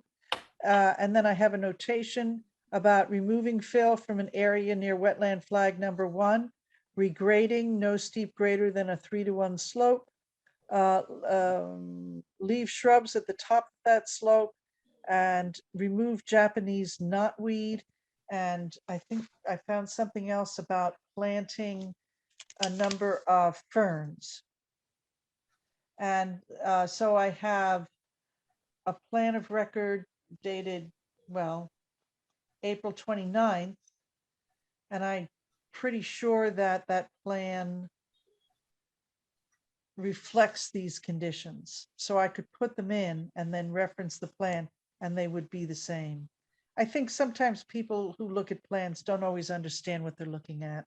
So not everybody knows how to read plans. So I would put this in the order. I don't remember the planting of the ferns. No, I don't. I don't Um, have it written. I thought that I remembered it and I thought it might trigger a memory for you, but actually I don't have it written down. So perhaps there were no planting of ferns. Anybody remember, John? Actually, on the plan in the upper right corner of that lot, it says fill to be removed in this area prior to planting ferns. There it is. Yeah, I knew Okay. it. Okay, And below, there's a note saying they're gonna plant 24 native wetland ferns okay, at the Yeah. bottom of the plan. So that's where the That's fern right. planting is coming from. So it's specified in the plan. Okay, great. okay. Okay, good.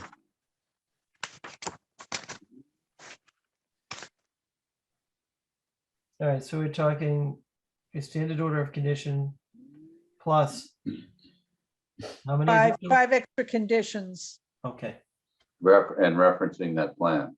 right. Yes, reference plan. All right, is there a motion? I'll move that. Is there a second? Second, Okay, any discussion? All right, all in favor? Paul, Yes. Ken, yes, Jimmy, Yes, Teresa, Yes.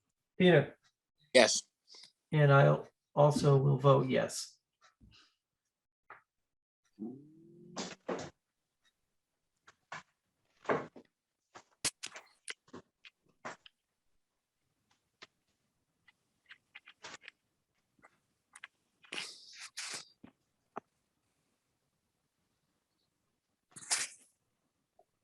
All right, Elaine, and whenever you're ready. Okay, I'm ready. All right, so next up is 66 Butler Ave, and that is DEP 313618. Okay, so I've got two things here. I have a letter from the engineering department and we've got site plans comments.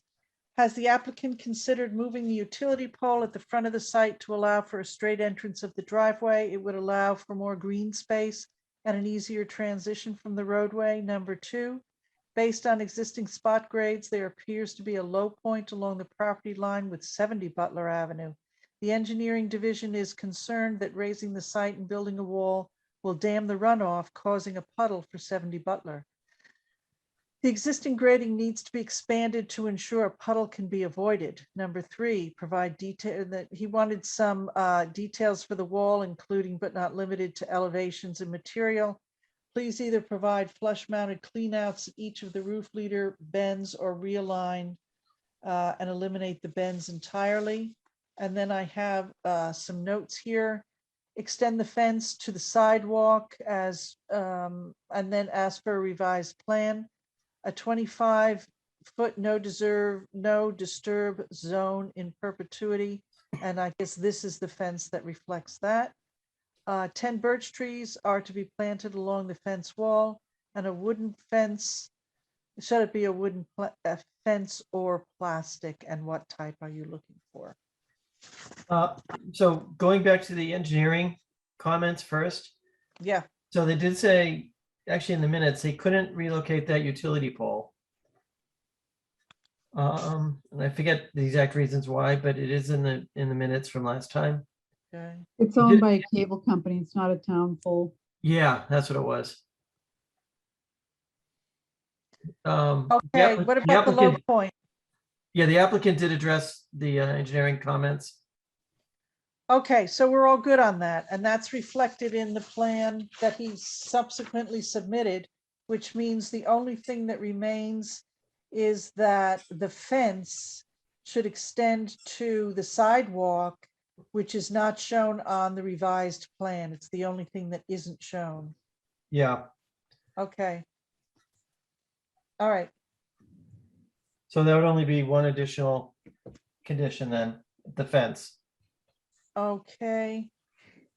Extend fence. And do you, let's see, let me see what else I have. I don't think we need to 25 no specify disturb. in this The case. 10 birch trees are okay. Oh, what about the fence? What kind of fence are you looking for? I don't think we need to specify in this case. It's in a, it's an upland area. Okay, then the only thing I have is just to extend the fence. Yeah. All right, so Okay. standard order of conditions with that one additional condition to extend the fence up to the sidewalk. And the applicant was agreeable to that. Is there a motion? So moved. Is there a second? Second. Any discussion? All in favor? Paul, Yes, Ken, Yes. Jimmy, Yep. Teresa, Yes. Peter, Yes. and I also vote yes. Can I just clarify something on the change order for 200 Corner Powell? You're already over by $1,500. So the change order is to cover what's already been billed. So then it'll be additional money over that for them to review the orders of condition. But they don't have a choice in it, so I just wanted to clarify that. Okay, seems appropriate, yeah.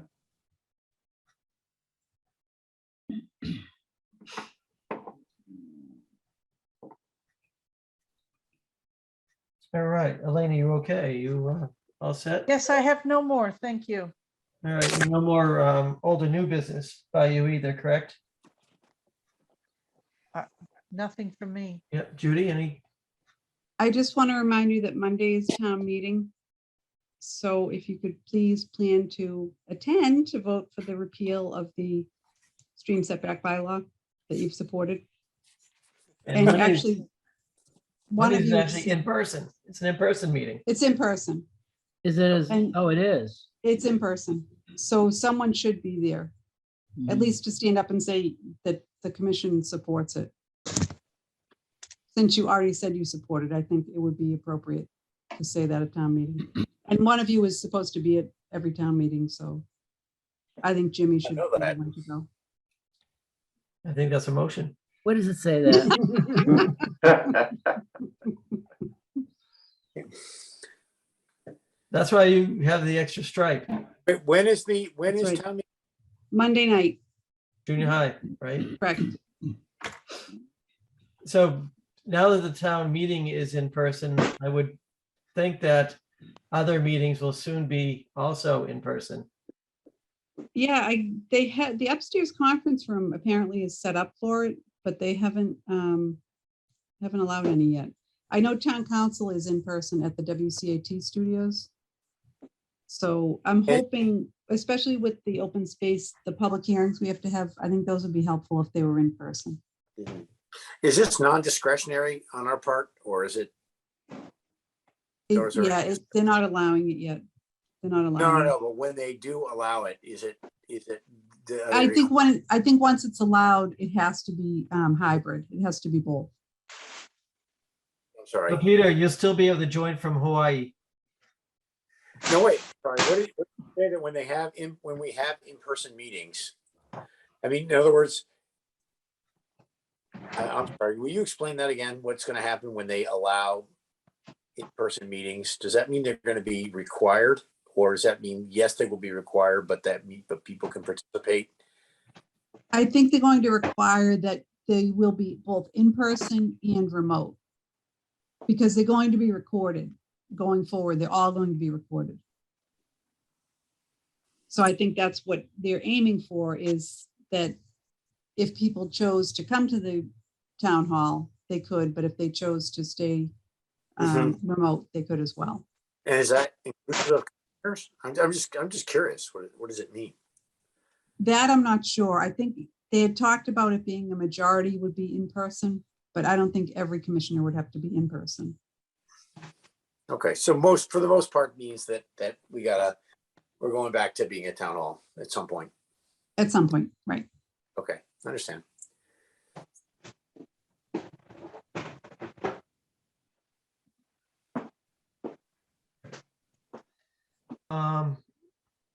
Let's see. Dennis, I see you've joined us. Did you have a question or? Yes, I do. I was just wondering if the Conservation Commission has endorsed rivers flowing backwards. Say that Say again? that again, Dennis? Rivers flowing backwards. If I can share the screen. So Jim and I did do a site walk with Dennis a week ago Monday.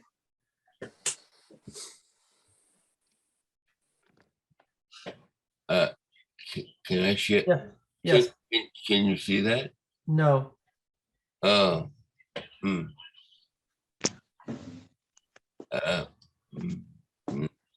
No, you still can't see it. No.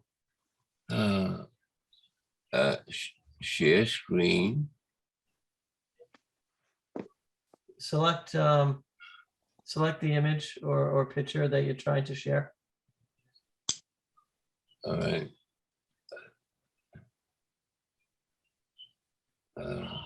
Yes.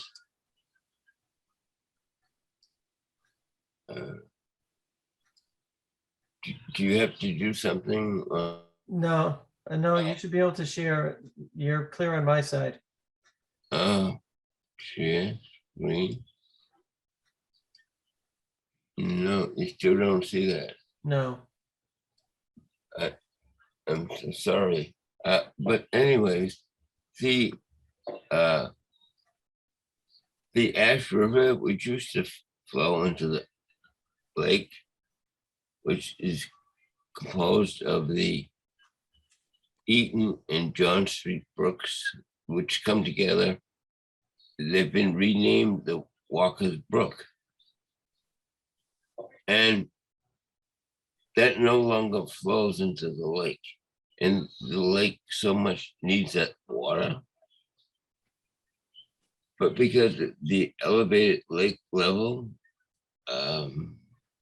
if the debris was cleaned out of the culvert, the water would flow into the Reading drainage canal.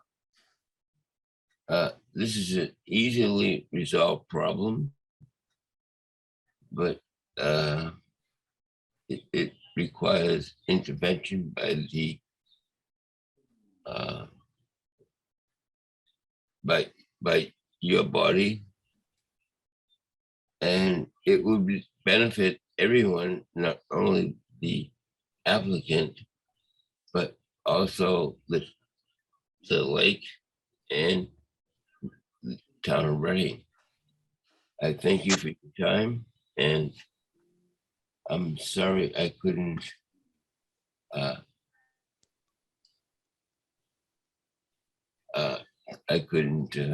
Share.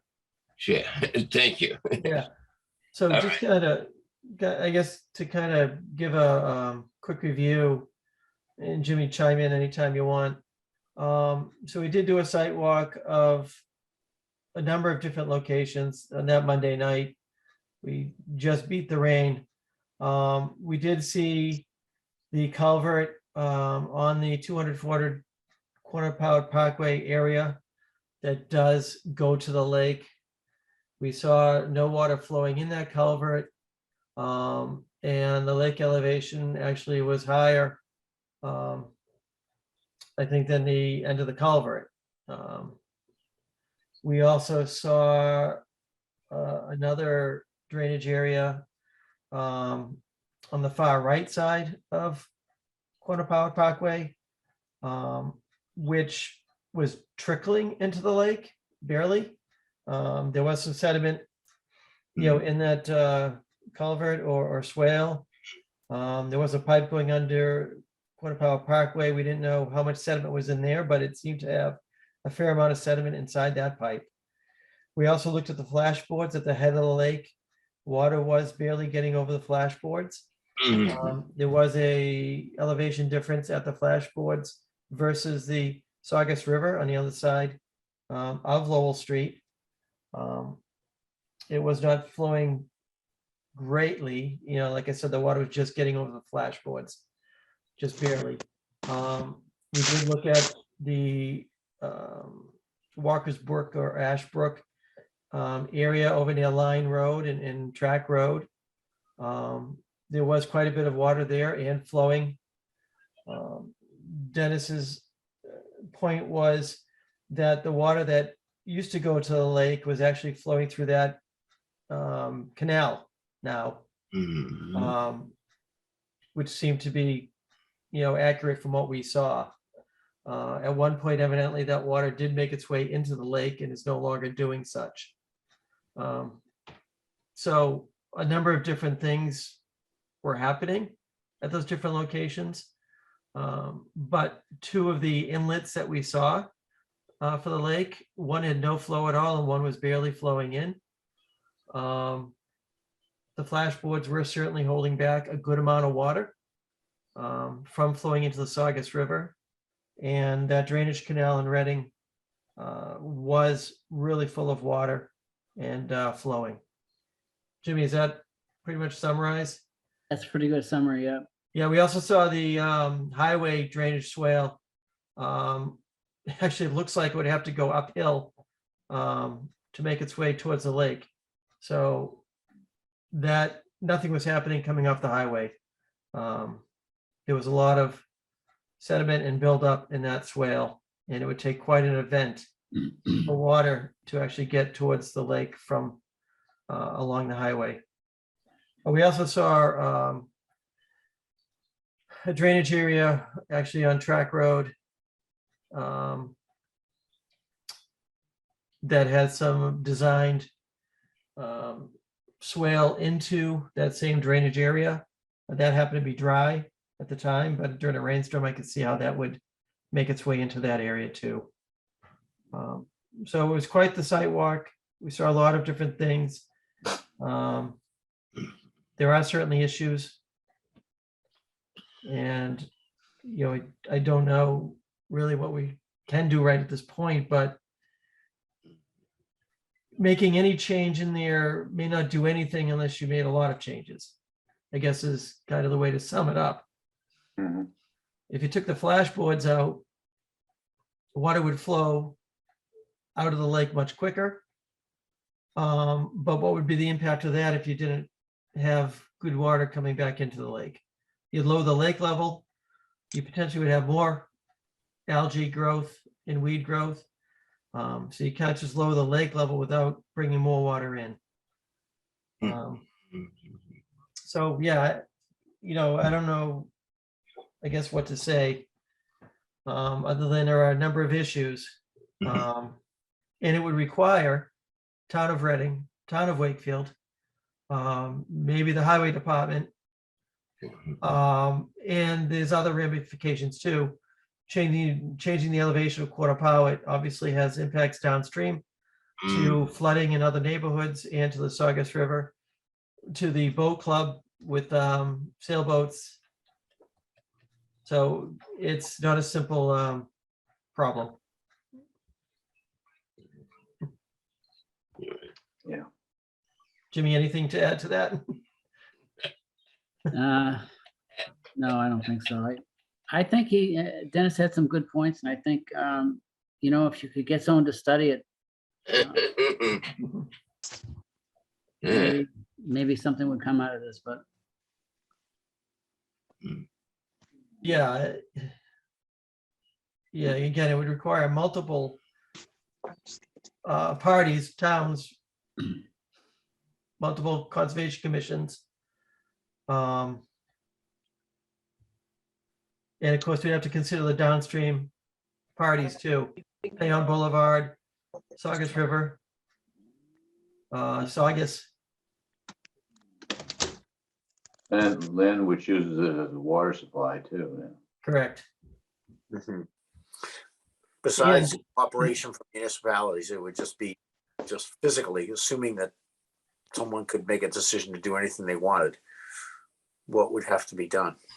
That would be the consult. I mean, I just want to say forget about the political aspect of it, just from the physical aspect to make water flow into the lake.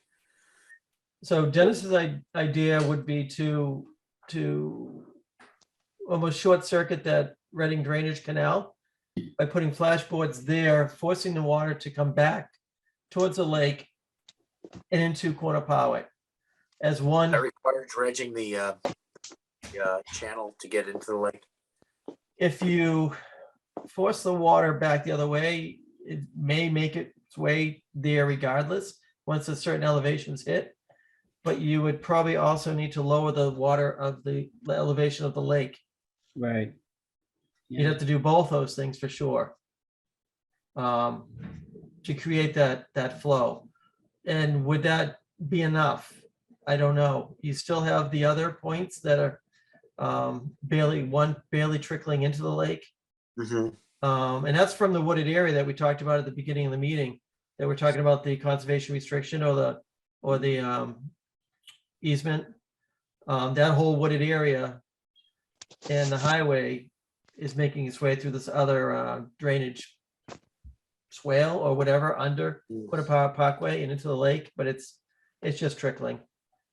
Is part of the reason that this is happening because the floor of the lake has risen as a result of silt? I mean, it's I don't probably think so. contributing a little bit. I thought but the it lake doesn't- used to be much deeper.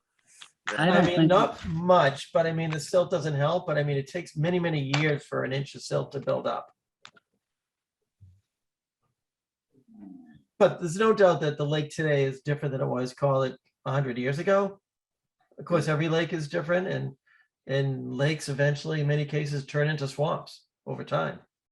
Well, I know, but I thought they did I thought that the altitude, the top level of the lake hasn't, I thought that the lake was shallower, but I thought it was principally because of things building up on the floor and not because of the water level lowering. It seems as if maybe the flashboards are what have contributed to the height elevation in the lake. It's not a natural condition. 128, I would guess as well. Yeah, the flashboards are not a natural condition, obviously, right? So at one point, water flowed at its will to the Saugus River. A street was put in. But did that, when water flowed, did that scour the bottom of the lake? And when that stopped scouring it, did that raise the, I'm just curious. Yeah, I'm sure there was a lot more turns of the water when it had its feeds, back whenever, call it 100 years ago or longer. There was a lot more water coming in. Don't forget all of North Ave, the car lots, Quannapowitt, Office Park, the highway, all of that was wetlands at one point. The railroad tracks behind the car dealership, all of that connected to that other wetland. A lot of it's been cut off now over years. It was once, there was a time it was good to fill in wetlands, right? Back in the 40s and 50s, because there were mosquitoes and, we needed to expand. So there's been a lot of impacts over the last, like I said, 100 years.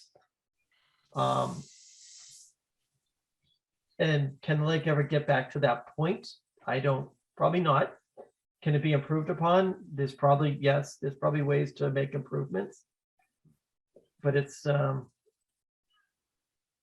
not simple. And there's ramifications that have to be considered. Especially downstream. Is it something that the consultant can consider in the open space planning activity? And who is the consultant that would do this? Is it like a hydrologist or something? I don't even know who would do something like that. It would probably be some sort of cross-functional group. You'd certainly need wetland scientists, you'd see, hydrologists. I'm just curious about, forget about it. If Layers. the goal is, forgetting about the collateral issues, but if the goal was, what would it take to get water to flow into the lake so that the throughput would be, so that there would be a current of water going into the lake and then water going, I don't know what you call it, recharging itself or throughput or whatever. And then if you did that, what would be then the second thing would be, what would be the negative collateral? Because that would create a positive, but what would be the negatives? It's just interesting to me. Because I mean, the starting point is, can you even do that? Because your point is that to do that, you'd have to lower the level of the lake, and you'd have to do a bunch of stuff so the drainage canal. Yeah, and, you know, would we be altering a wetland? Yeah, You know, in Yeah, some but cases, physically, is that even feasible to do? Putting aside all the other things that would happen. I mean, is that even something is that a gigantic project that's not even feasible to do? Or how low, you have to lower the lake by so much that it would be that no reasonable person would do it, then we don't have to worry about all those other side effects because it's just not going to happen.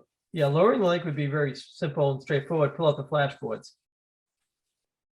But again, now what happens if you do that and all that water? But how much would you have to lower? I mean, that's the point. Yeah, Get water to flow into the lake because you're flow downhill into the lake, right?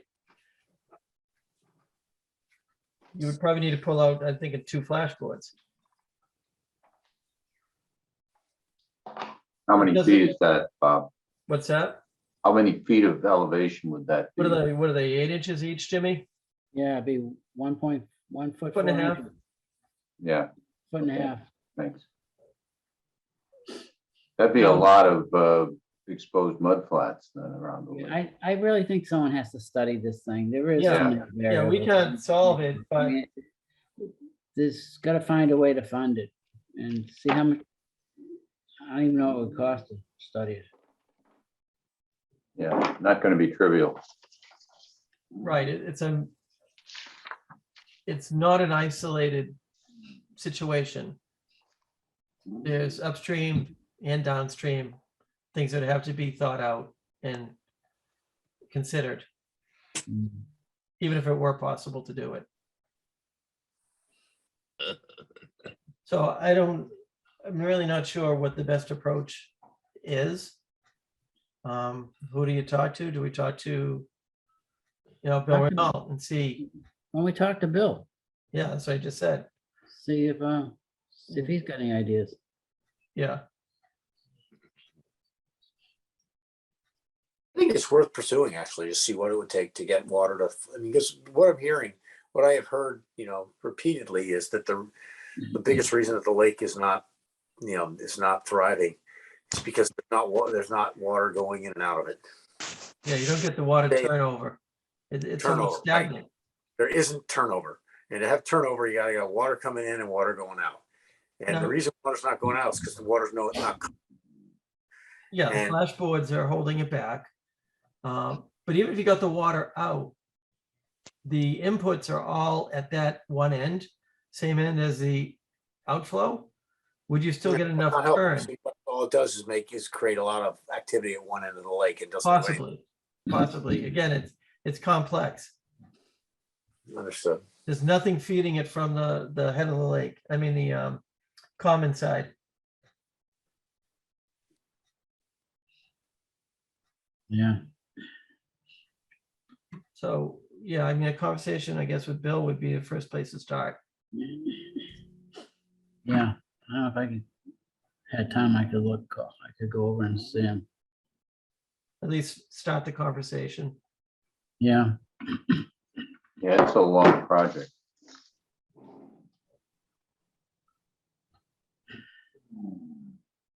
I mean, I still don't even understand the whole flashboard situation down there. Why are they in there? Who decided that's how many we should have? There's gotta be more. Who to it than- controls them? Huh? Who controls them? Actually, the one who controls it is Dennis Fazio, I believe. Yeah. Our Parks and Tree Yeah. Superintendent. Yeah. But I'm not sure what, When did they get put in Determines- place? Yeah, yeah, and why the status quo is. interesting question. Yeah, Is it just because this is the way it's always been? Nobody's ever asked why. well, Dennis showed some pictures that would indicate that it looked different It certainly did. Yeah, I mean, but every it lake also looked obviously- like the lake level may have been higher at that time than it is today. Mm.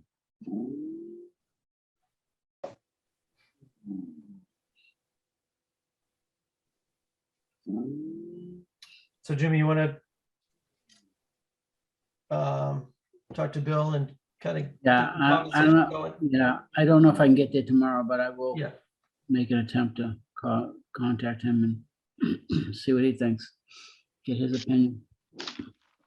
Sorry. yeah. Again, if you just lower the lake and you don't have water coming in, what have you done? You know, Yeah. besides lower the lake. Well, Dennis has an interesting idea because by putting those stop logs in the Reading Drainage Canal, I mean, he wants to split the flow. So one's going to the lake and one's going, downstream. And there was a lot of water in that canal. Yeah. A But I lot. mean, You could easily kayak through there and so you, boat.